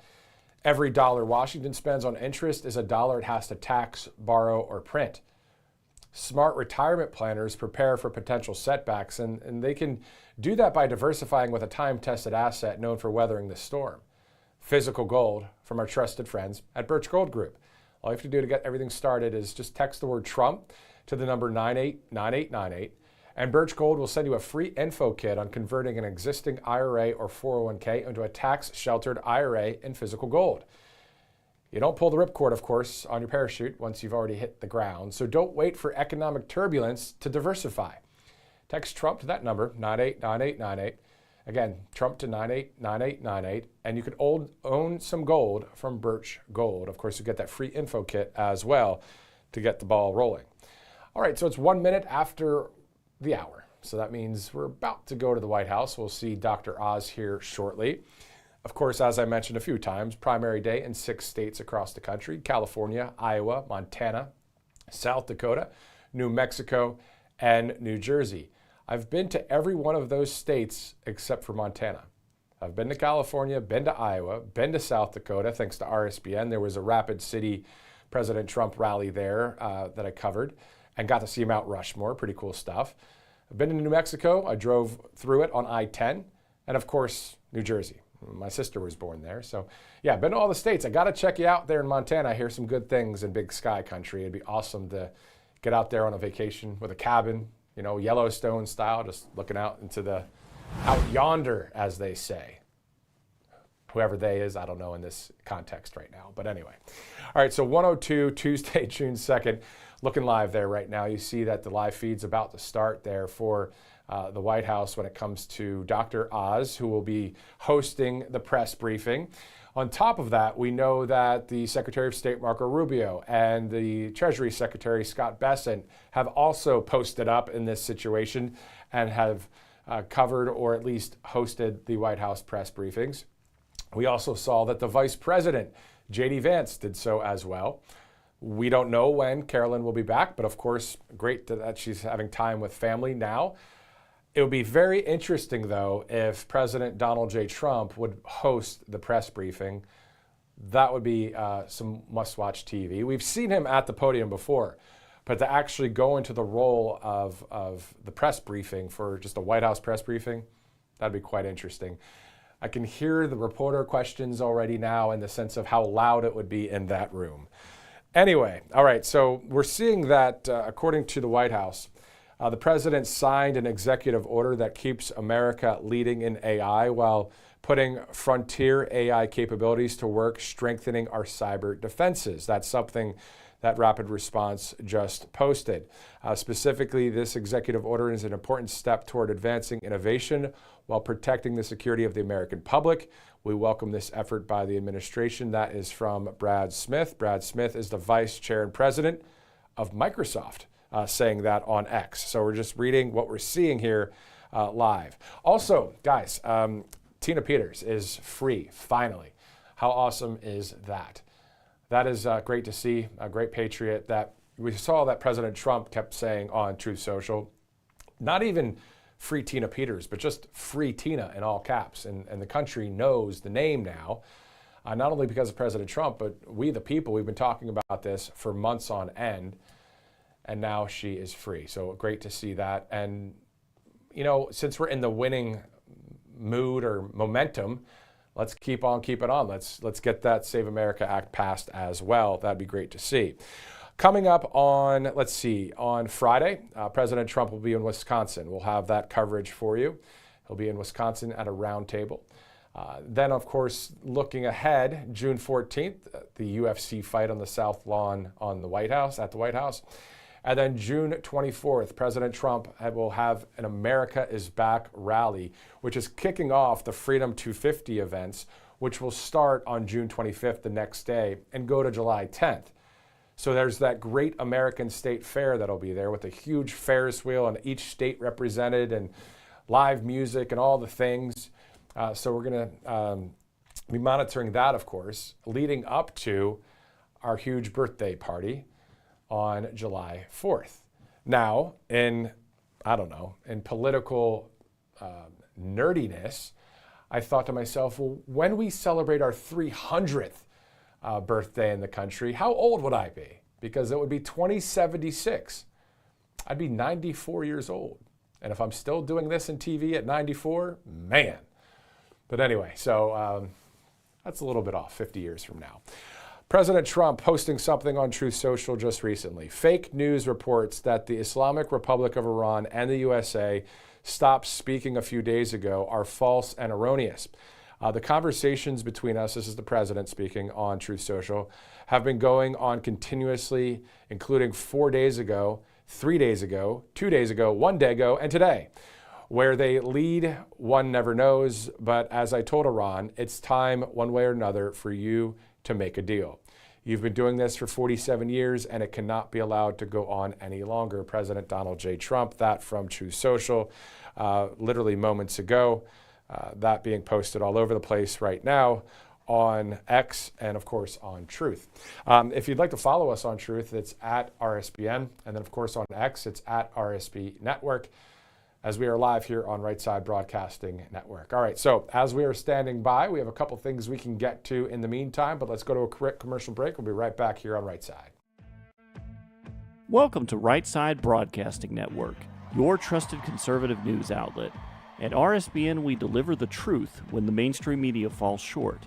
Since 2015, we've proudly broadcasted every single one of President Trump's iconic MAGA rallies, bringing you the excitement and energy live before anyone else. By watching RSBN, you get an unfiltered front row view of the action on the ground. We interviewed the crowds to give a voice to millions of Americans just like you. We show you President Trump's speeches in their entirety, free from interruptions and censorship. We cover the stories that matter to you with the integrity and passion you deserve. Thank you for choosing RSBN as your home for America First News. Together, we stand strong, united, and informed. So join us and be part of the right side of history. Hey y'all, it's Silk from Diamond and Silk Chit Chat Live. Look, don't forget to watch my show right here at Right Side Broadcasting Network, and I want you to support Right Side Broadcasting Network. It's imperative that you do so, okay? Bye-bye.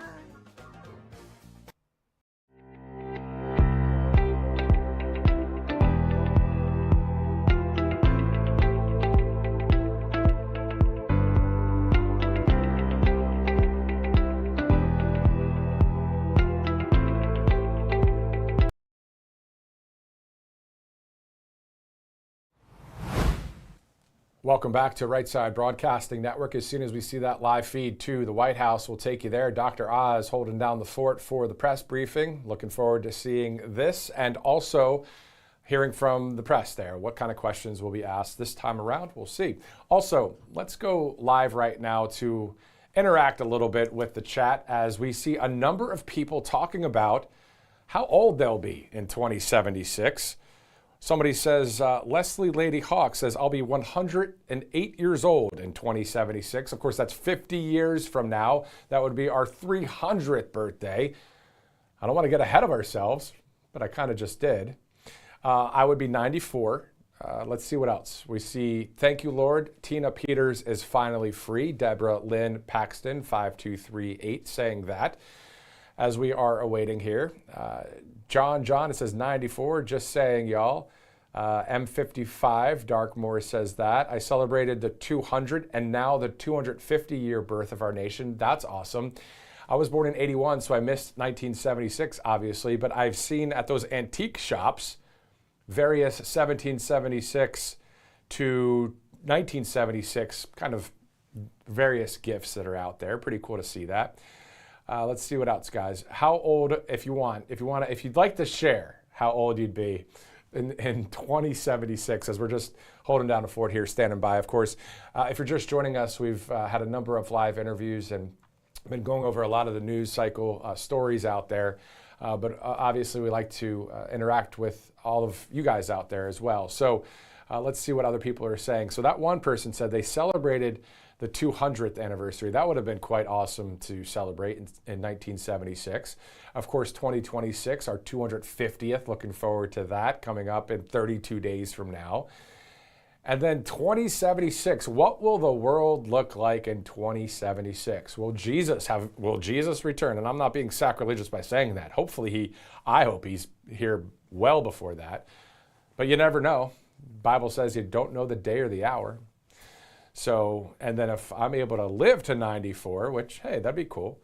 I would be 94 in 2076. Anyway, let's see what else everybody is saying there on Right Side Broadcasting Network. This person says, Robert Hart says 106 years old. This person says 69 years old. This person says eat healthy. That's a great point. And then also Felix Gomez saying hello to Mama Seals, who is a rock star as well. For those of you guys that are on the live chats on Rumble, on YouTube, and just over the years, this is something, if you remember back in the rally days on Right Side Broadcasting Network, before I joined the network, I joined in 2022. Right Side was around for quite a few years prior to that, of course, starting in 2015. And I remember watching the great Liz Willis and many others that were on this network, interact with the chat. And I think that is obviously a great thing to do, and that's why we're doing it here. Coffee for Matthew. Okay. I don't know what that means, but okay. Coffee for Matthew Alvarez. Well, I like coffee. It's good stuff. Let's see what else people are saying there. This person says, Deborah says she'll be 100 years old. This person says that they'll be 117 years old. So what are we talking about? What your age would be in 2076 if we were to, of course, we'd be celebrating our 300th birthday in this country. Okay. Anyway, that was kind of fun. Let's get to it. If you're just joining us right now on Right Side, we are standing by for Dr. Oz when it comes to the White House press briefing. So As soon as we see that live feed start, we'll take you there. Director, do we have time to go to Mark Geist, at least a 3-minute video? Okay, they're saying no to that as we're about to start. When it comes to the 2-minute warning that we're hearing, actually, the director says, in Washington. So this is going to start any minute from now. So looking forward to hearing from Dr. Oz. Of course, as I mentioned earlier, I actually saw Dr. Oz back in the day in New York at his show when he had that, as a medical expert and doctor, he had that show that aired on daytime TV. You know, I was that, kind of person that said, well, hey, I can get a free ticket to a TV show. I want to check it out. And I also checked out, what's the show? It's not Regis and Kathy Lee. I know that was a great show back in the day. But the people that were new, Ryan Seacrest and Kelly. Yeah, Ryan and Kelly Ripa, I guess her name was. Went to that show as well at the ABC studios in New York. Pretty cool just to see some of these old school, more traditional shows that in its heyday was seen by millions and millions of people. But now, this is the way, as they say, is live stream TV. Right here on Rumble, our home, on YouTube, on X, on our website, on the app. Everybody's involved. You can chime in, say things. You have freedom of speech, which is awesome. But of course, if you cross the line and you say things that are a violent threat or anything like that, then you have the free speech to say it. But then, of course, there's consequences for that. But outside of that, it's great to live in a country that has the freedom that we do.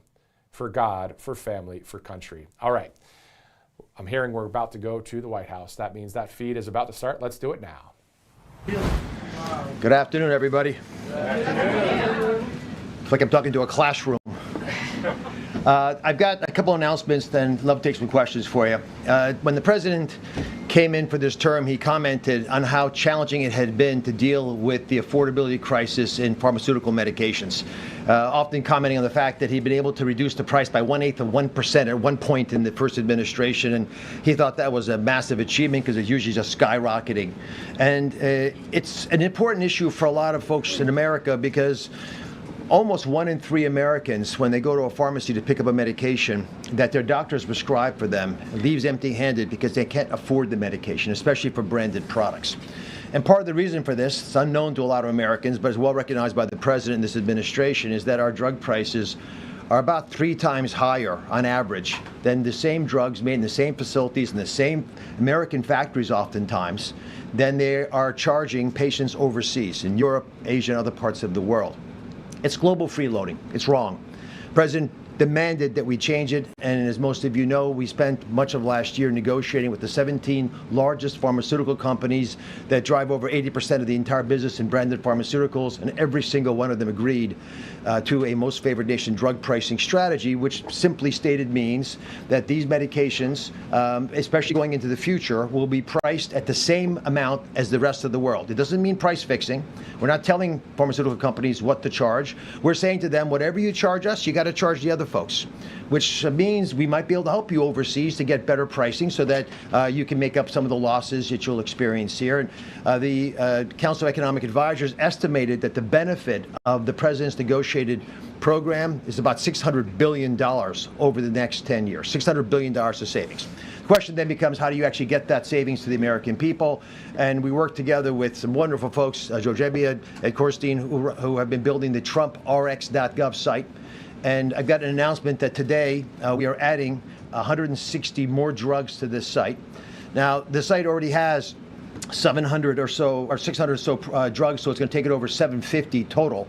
But that is an important number for other reasons. It means that 4 out of 5 medications that are picked up by Americans going into that same drugstore that I mentioned earlier now have the opportunity to double check that the price they're getting in that drugstore, wherever they're buying it from, is the best price out there. So it's a transparency site. It gives everybody the ability to make important decisions about medications they're purchasing with full knowledge of what the cost of those medications are. And that's important because transparency drives cost-effective changes in how we procure and consume products. You would never buy a car without knowing the cost of the car. Some of these medications cost what a car costs. And so these are important assets for the American people to have. I'll put some numbers on this. In the 2 weeks since we did the last event with the president on this topic, we're now up to about 12 million unique visitors to the site. Estimated savings are about $500 million, and again, climbing rapidly as more Americans learn about the program. And it is our great hope and belief that the average American, before they make a purchasing decision for a pharmaceutical product, will start using TrumpRx.gov as a standard, as a baseline, to take advantage of something that's been given to you. Again, there's no money made from this site.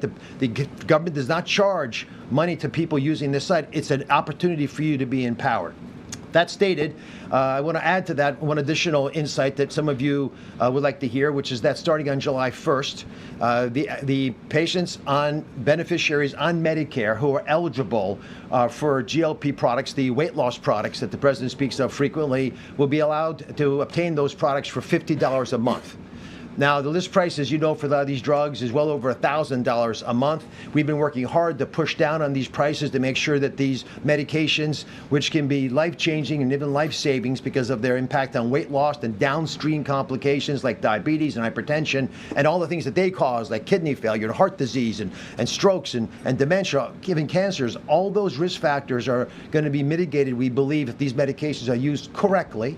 And so when doctors prescribe them, Medicare beneficiaries will be able to obtain them for $50 a month. And we are hopeful that over the next few years, we will show an actual savings to the American taxpayer if these medications are used correctly and appropriately and consistently, so folks get the weight loss they desire with the downstream benefits that I mentioned earlier. I also want to touch briefly on the crushing of fraud, waste, and abuse made possible by the Vice President's Anti-Fraud Task Force.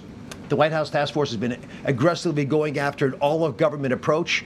I'll speak personally as the person charged with the Medicare and Medicaid services. When we identify, by looking at the data, which we have plenty of, that there's an aberrancy in how these bills are coming into us, so there might be fraud there, it's incredibly empowering for us to quickly call the Office of Inspector General or the FBI, the Department of Justice, and to have Todd Blanche call back and say, here's what we're going to do about what you just observed, or call Scott Besson at Treasury and say, we need forensic accounting. Something is going on here. Where are they hiding the money?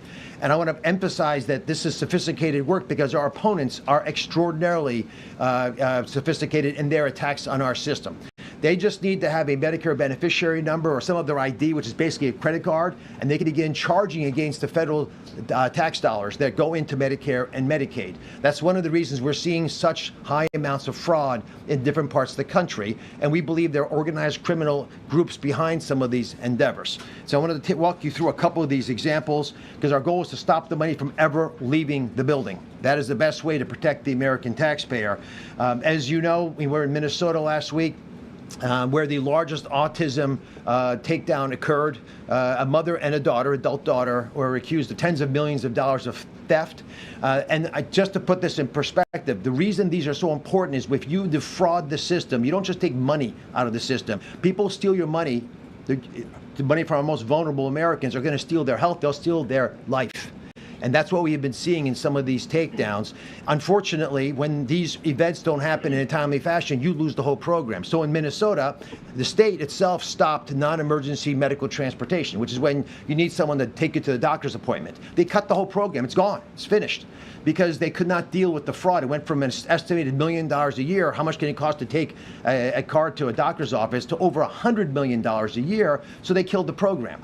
And that, of course, we believe, because it doesn't provide the kind of care we desire for our fellow Americans, can be problematic. We don't want that to happen in other endeavors as well. So we've been working with the state of Minnesota. We're not happy with some of the things we've been encountering as we look at their receipts on the services they provided, which is why we deferred $350 million to the state of Minnesota, and we're waiting to hear feedback from them. Other states have also been problematic. California comes to mind, where we've made several trips of late. 1/3 of all of the hospice in the entire country. And hospice is a precious, beautiful program built in the 80s to take care of people with dignity in the last months of their life. Classically, someone has metastatic cancer, they're going to die. It's going to happen in a few months. You give up your Medicare, because why would you want Medicare? You don't need all those things. Take hospice instead. But that trade has risks with it if you don't actually have a lethal problem.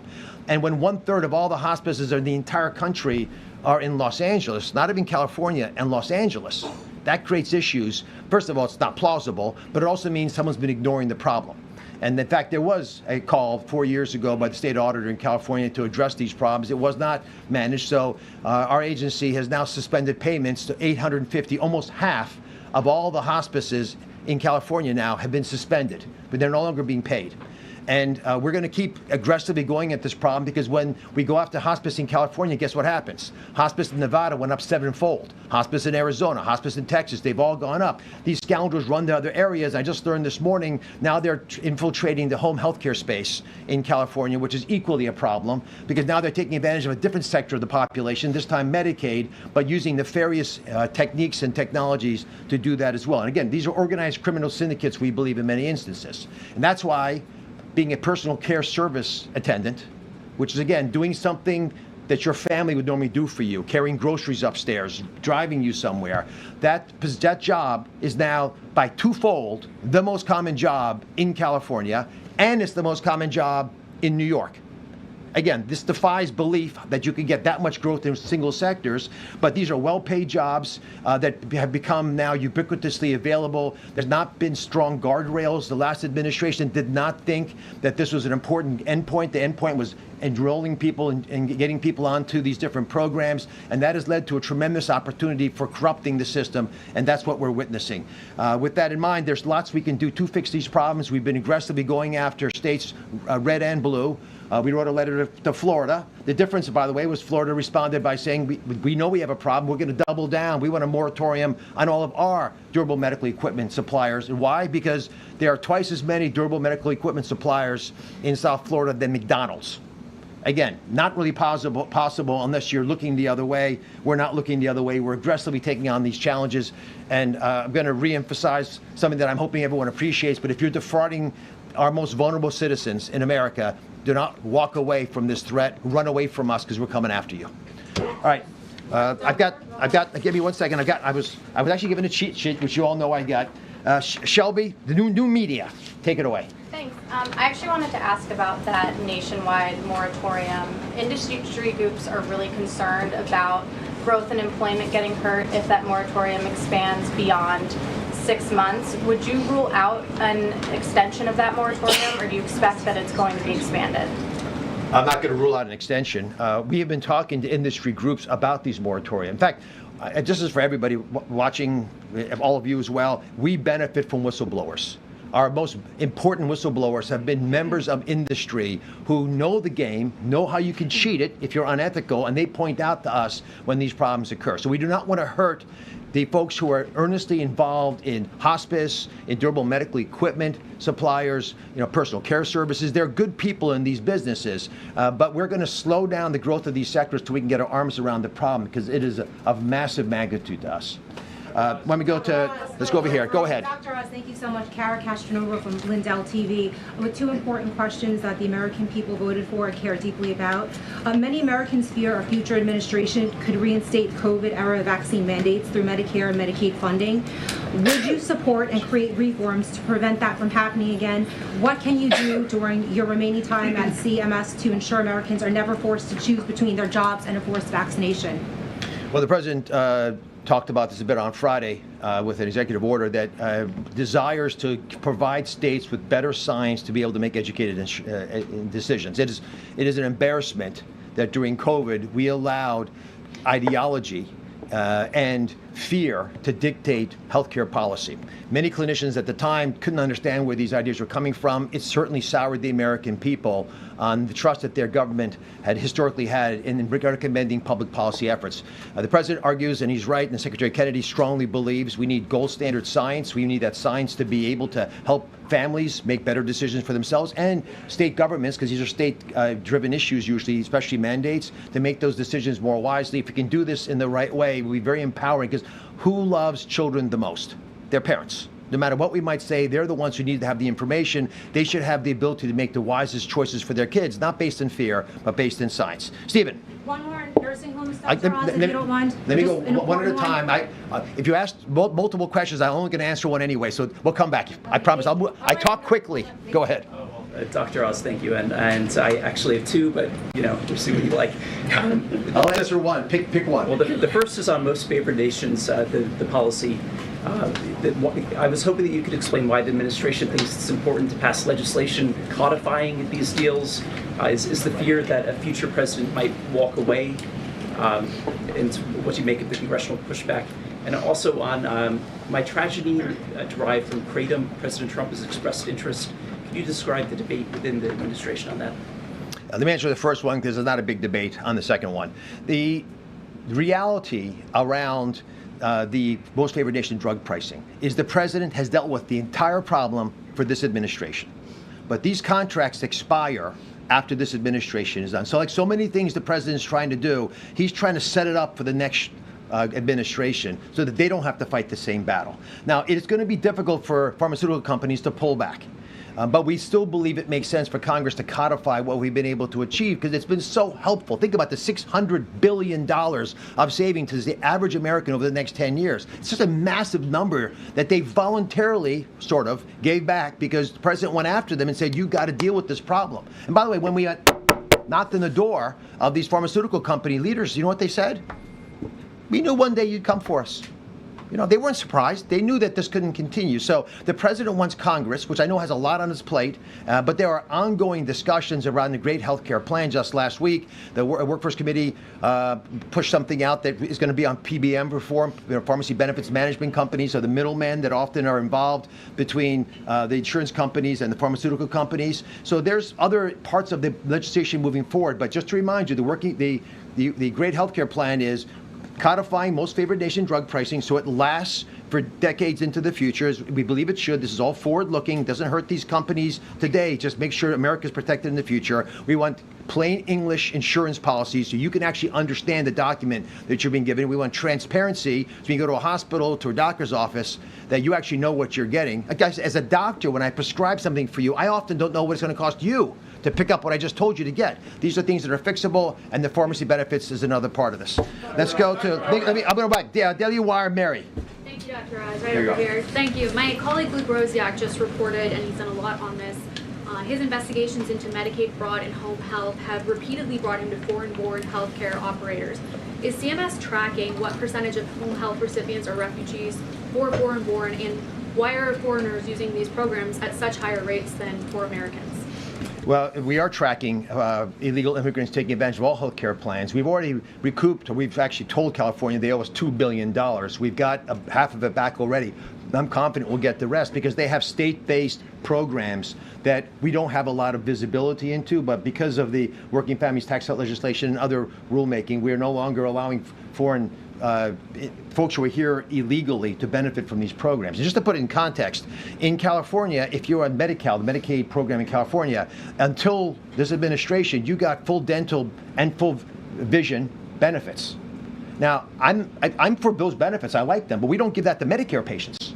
And so we should at least be equitable, and all of us together should decide what we are going to do as a nation. So if we as a country decide we're going to go in one direction, you can't have states splintering off if they're going to spend the other people's money. The fraud, for example, that I'm talking about and the use of money for illegal immigrants, the people who pay that bill when it, for example, the largesse of California allows folks to get benefits that the rest of the country doesn't think is appropriate for illegal immigrants or home health care providers, that money's paid by folks who are taxpayers in New Mexico, which is a blue state, and Mississippi, a red state.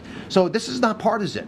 Everybody is taxed extra and has to put more into the kitty because some states are doing things that we don't think as a country, well, we would like to have happen. That's why this administration has been so dogged in this issue and why the president has been so aggressive. Go ahead, Mary. On Ebola, if Kenya does end up blocking the U.S. quarantine facility there, and it seems like they might since the Kenyan courts are delaying it, where will Americans who have been exposed end up going? And then why can't they just come to the United States? I mean, I think you would probably agree that the U.S. has pretty good health care here. So where will they go, and why not to the U.S.? Jennifer, the main issue with having a facility close to the Democratic Republic of the Congo is if a patient is sick, again, I'll speak as a heart doctor. I want to take the patient to the OR that's right next door to the room they're sick in, not to the building next to them, or to 3 buildings 2 blocks away, because that time is precious to us. You have a golden hour in many of these instances around trauma, but for illnesses, it's also relatively short. So we are confident, and the State Department's working on this diligently, that they're going to be able to work out something with Kenya. There has already been a fair amount of communication around this issue. We have and that's about it. There's a UK base there. We have other people who might be willing to welcome us, and we have our German colleagues as well. So there's many places we can send folks, but sending them across the world, especially when we're not sure what's going on with them, is probably not the wisest move. In red, take it away. Thank you so much. Alina Shirazi from the Daily Mail. This is the 4th checkup that the president has had. He's supposed to have 1 a year. He's had several CT heart scans. What are the doctors looking for? And second question, I think you might like this one better. Who has been your favorite cabinet secretary so far to do the briefings at the podium? That may not be my favorite question. That might, I mean, they're all obviously different. I think Scott Bessent's dry humor is fabulous. Marco is just an earnestly funny person. We can tell all kinds of stories about Marco's entertaining commentary. I think JD was spectacular. You know, he's just very on his game, understands the issues, and he understands the American people, which is I appreciated his presentation so much. And I did watch them all, by the way, just to prepare. I'm a doctor. I try to do my homework. I prepped for the case. The first issue was about Ebola. No, about President Trump's examinations. He's had 4 already. The president's supposed to have 1 a year. Yeah. So I actually have talked to the president about what he's sent to all of you. And I think it's just a routine, regular exam. You remember I had the president on my show 10 years ago, and he also presented records. And at the time, I was stunned at how well he was doing, because so many of these numbers naturally over time will start going in the wrong direction. But if you look at these records, they're spectacular. You know, his cholesterol, his blood pressure, all the numbers are starting in excellent parameters. His ability, and listen, I work with him frequently. Many of you get to see him almost every day. That amount of energy and that amount of mental acuity does not exist in a vacuum. You have to have a vessel to carry it, and the president has a unique ability to just keep going at all hours of the day with remarkable strength. Let's go. Right behind you. Yeah. So the administration has been stressing reshoring manufacturing, pharmaceutical manufacturing as part of that. From those announcements of those 17 pharmaceutical companies, what's the timeline that we could see those projects come to fruition? Is it summer? Is it end of this year? Well, these companies are already making investments in America. Some are ongoing, some have announced. I went to a ribbon cutting in one in Charlottesville recently. And so there's a lot of investment coming to America. But think about what you would do if you're a pharma executive. If you're a pharma executive and America's open for business and we're trying to support innovation, you know, saving people from, you know, cancer, autoimmune problems, dementia, all these different, you want to be where the action is. So these companies are coming here. It's actually a brain drain from Europe in particular, but other parts of the world as well, of companies who want to come here. So it's not just that we're already going, it's going to get bigger and bigger and louder. No, the jobs are starting when the first time you hire someone to build a plan for you, we have a job. If you're asking for people with picks and helmets, that's also coming quickly. But again, I've been to facilities that are already under construction, so they're starting, and and the president and I visited a facility in Cincinnati a few months ago that, again, they've already have the facility, they're already running the facility, they're making additional investments to upgrade their program. Yes, ma'am. Thank you so much. I know this isn't your wheelhouse, but you are speaking on behalf of the White House today. Can you respond to any of the criticism from Republicans on President Trump's decision to tap Bill Pulte, who has no known intelligence experience, as acting DNI? Well, I think Bill is a great guy. I know him socially. I've not worked with him in his current job, but I do trust the president's judgment. He is a very sharp and quick study of people, their emotional abilities, and their ability to persevere in the face of hardship. So I have confidence in his decision. Yes, ma'am. Back on Ebola, given the World Cup coming up and millions of visitors coming to the United States, on the U.S. preparation for this, who is in charge of proactive surveillance measures, and what type of surveillance will the United States be doing for visitors coming in? Will that be expanded beyond the DRC, Uganda, and Sudan? Can you describe what is in place knowing this influx of people coming soon? So Jay Bhattacharya, who I spoke to this morning, who is our brilliant leader of the NIH, but also CDC now, is running this program. He's got a lot of help from Dr. Heidi Overton and many others at the White House. So it's a well-constructed game plan. They aggressively got into, and they're funding now, a lot of the treatments that are being offered in the DRC and the Kenya facilities, just an extra way for us to take folks who are Americans who need help. But we have very purposefully put up testing tools and mechanisms at the major airports that people will be traveling through. I have great confidence in Jay's ability. He's a brilliant scientist and knows a lot about viruses. He wrote one of the most important papers really describing the true reality of what was happening during COVID early in the pandemic. It got him in the hot water because it was not convenient to hear it, but he's a brave man who will make the right decisions and be transparent about them. In pink. Just back to the question about Bill Pulte. Congressional statute says any appointee for the position of the Director of National Intelligence shall have extensive national security expertise. What extensive national security expertise does he have? Ma'am, you're asking me a question that's out of my lane. I'm so focused on making sure Americans are healthy that I have not been looking at what other agencies. Take that, yes. And the edge, go ahead. Thank you, Dr. Oz. Yellow tie, go. Thank you, sir. Thank you. All right. Okay. That was fun. Dr. Oz, just now you said that it should be surprising to people that personal care service attendant is now by twofold the most common job in California and the most common job in New York. The U.S. healthcare industry has been growing rapidly, 7 to 8% annually. It's an estimated $5.3 trillion in growth. Healthcare accounts for about 18% of GDP. Why should people be surprised that in two of the most populous states in the country, a healthcare-related job like that would be a common job when it is, again, one of the fastest growing and continuously growing industries in the U.S.? I mean, what's going on here? The primary difference between paying for a hernia operation and paying someone to be a personal care service is the reason it's concerning to us. If you're having a hernia operation, you have a scar, so I know you got something, and you have a doctor who is licensed, and you had it done in a facility that's also credentialed and has been inspected. When you get personal care services, it's an unlicensed person in an unmonitored setting promising they did something. That's a lot of handshakes and, finger crossing and hoping that it worked out okay.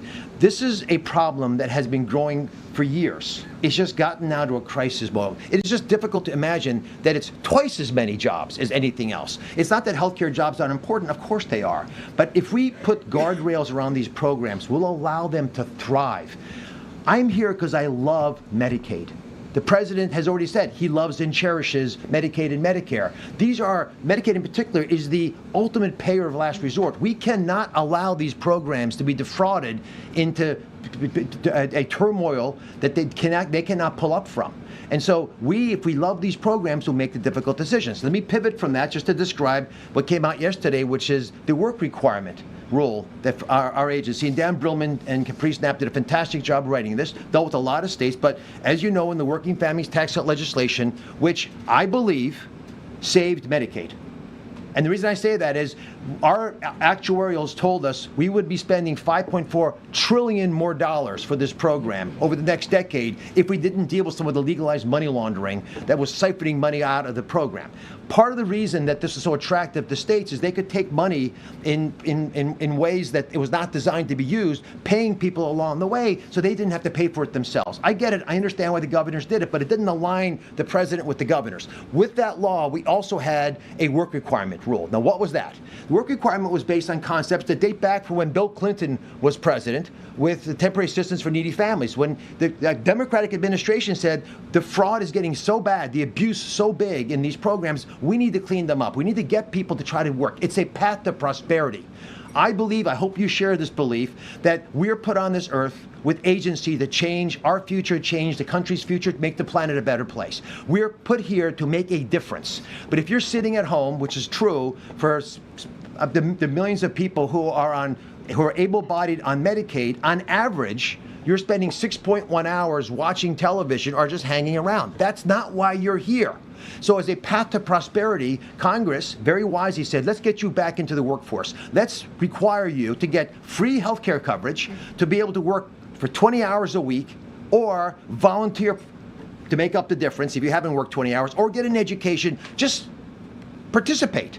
And so that rule came out. It's a, I think, beautifully written effort to try to define for our nation what your part of the puzzle is. Because if you are going to get something that of value from the American people, there should be some obligation if you're able to. If you're not able to, if you're disabled, if you're, in one of the categories that are well defined in general, not able to work, it's different. But if you can work, you should get up and work again, because that's historically how it always was. In 1965 rather, when Medicaid was created, that was the deal. There were 11 million people in the program. We perverted that.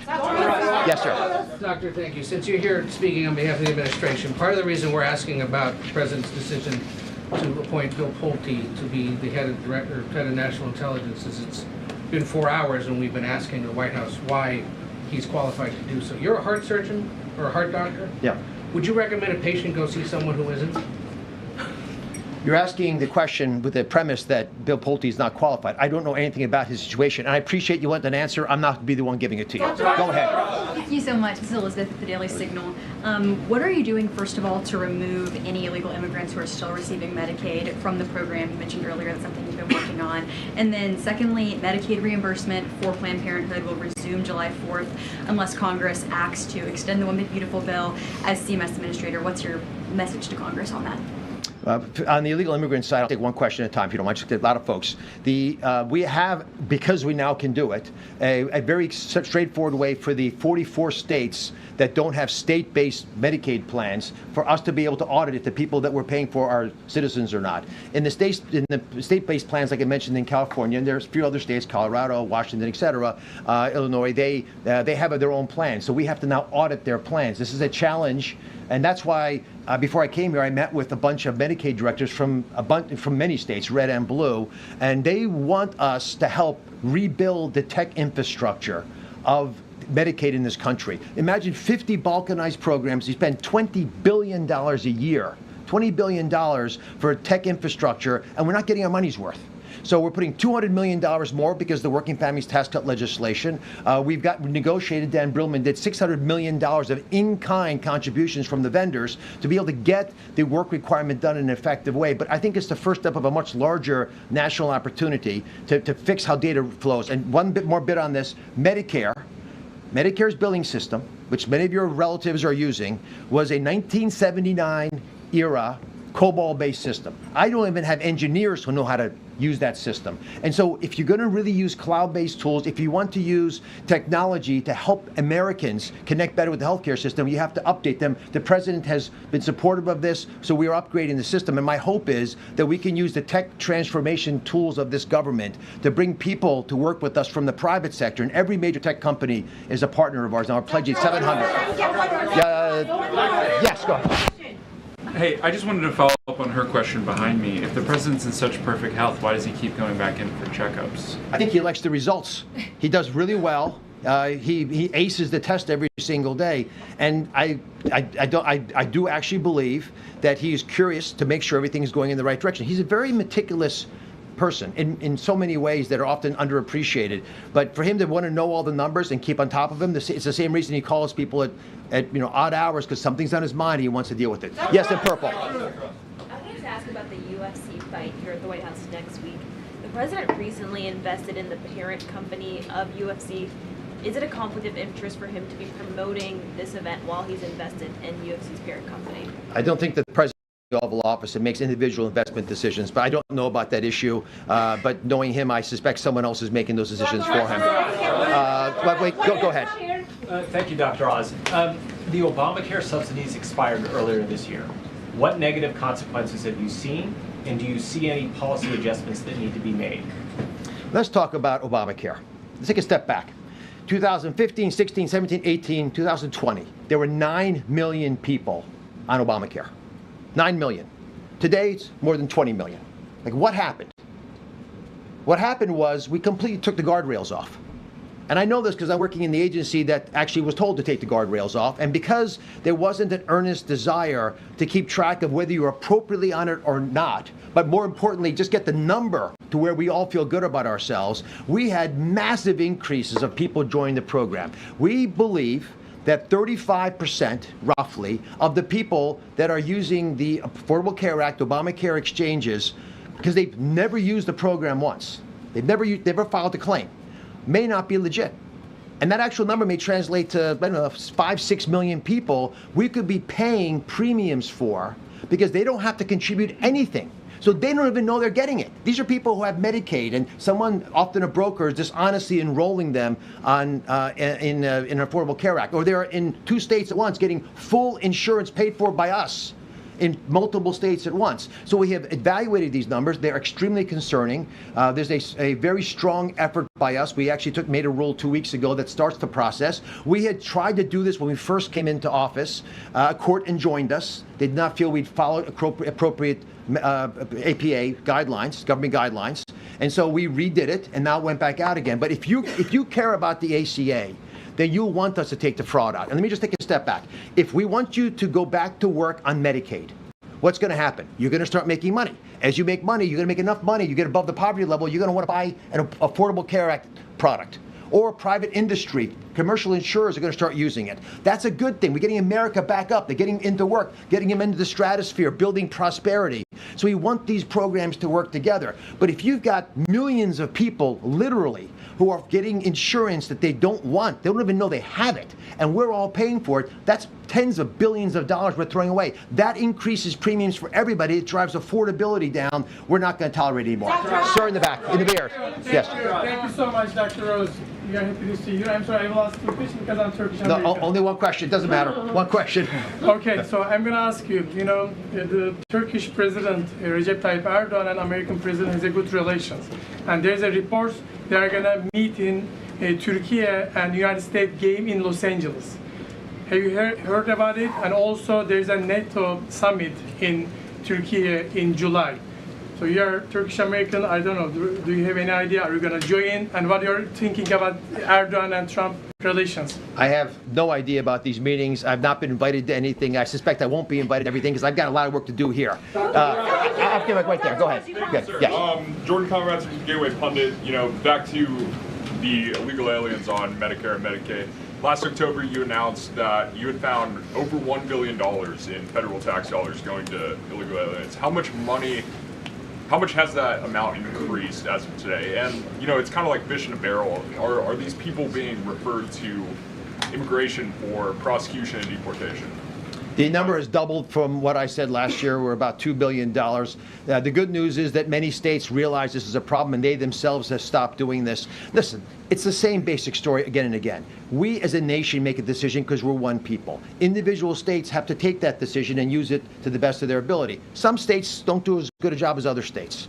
That's why we're looking to individual states for leadership, for better ideas to deal with many of these social problems that unfortunately begin to pile up over time, and they threaten the very foundation of our social net that supports all of us. That's why this matters so much. If you quiz the vice president, he grew up in an environment where he saw people abuse this. I know that's the case of people who are in the task force right now, the Anti-Fraud White House Task Force. So there's a passion about this, and for good reason. I mean, the president calls the vice president Elliot Ness. He wants him, he likes the fact that he's taking this seriously, he's going at it, and he's doing what's best for the American people by making some tough decisions. One last question, take it away. Thank you, Dr. Oz. Back to Bill Pulte, but with the national security angle. The president has pushed very hard to renew FISA, Section 702. Expires in 10 days, just ahead of the World Cup. And there's this heightened threat environment with the war in the Middle East. We've heard all these intel agencies talk about the threat environment these days and how people can be very concerned about it. On Capitol Hill, you've had lawmakers today raising concern about Bill Pulte, and on the Democrat side, questioning his ability to carry out that role fairly and not weaponize it. What can you say about to allay their concerns, and can you also answer a question that was posed by Susan Collins about whether Pulte has a security clearance himself. Ma'am, I don't know anything more about Bill Pulte than you do. I did not think that would be one of the questions that would even come up here. I hadn't even heard the news when I walked out. Okay, let me leave you with. We have one last question, but I do want to. Okay, go ahead, ask me. I'll come to you. I have a GLP question. What's your question? Very Do you quick. have any medical advice for the Americans out there that are suffering from a very serious ailment called Trump derangement syndrome? I am concerned about folks who have focused their entire life energy on dislike of the president. It's disheartening to see people lost in that way, but treating stupid is really hard, and that becomes a real problem. And these folks are off. Now, GLP-1s. One question on GLP. Thank you very much. Let me just answer for because I'm out of time. And very quick one. Are Americans getting real deal medication, brand name like Wegovy, Ozempic, or it will be generic on Trump RX at $50 monthly rate? The Trump RX product is the real deal, the true API, the pharmaceutical product that's made by the two major providers right now, which are Novo Nordisk and Eli Lilly. There are other companies coming into the space. We have these products that are given by these companies as part of this deal, so we like to use the real product to be able to satisfy the needs of the American consumer. It's the brand. It's the brand name. Last question from the middle. Go. Last question. Take it away. Thank you, Dr. Oz.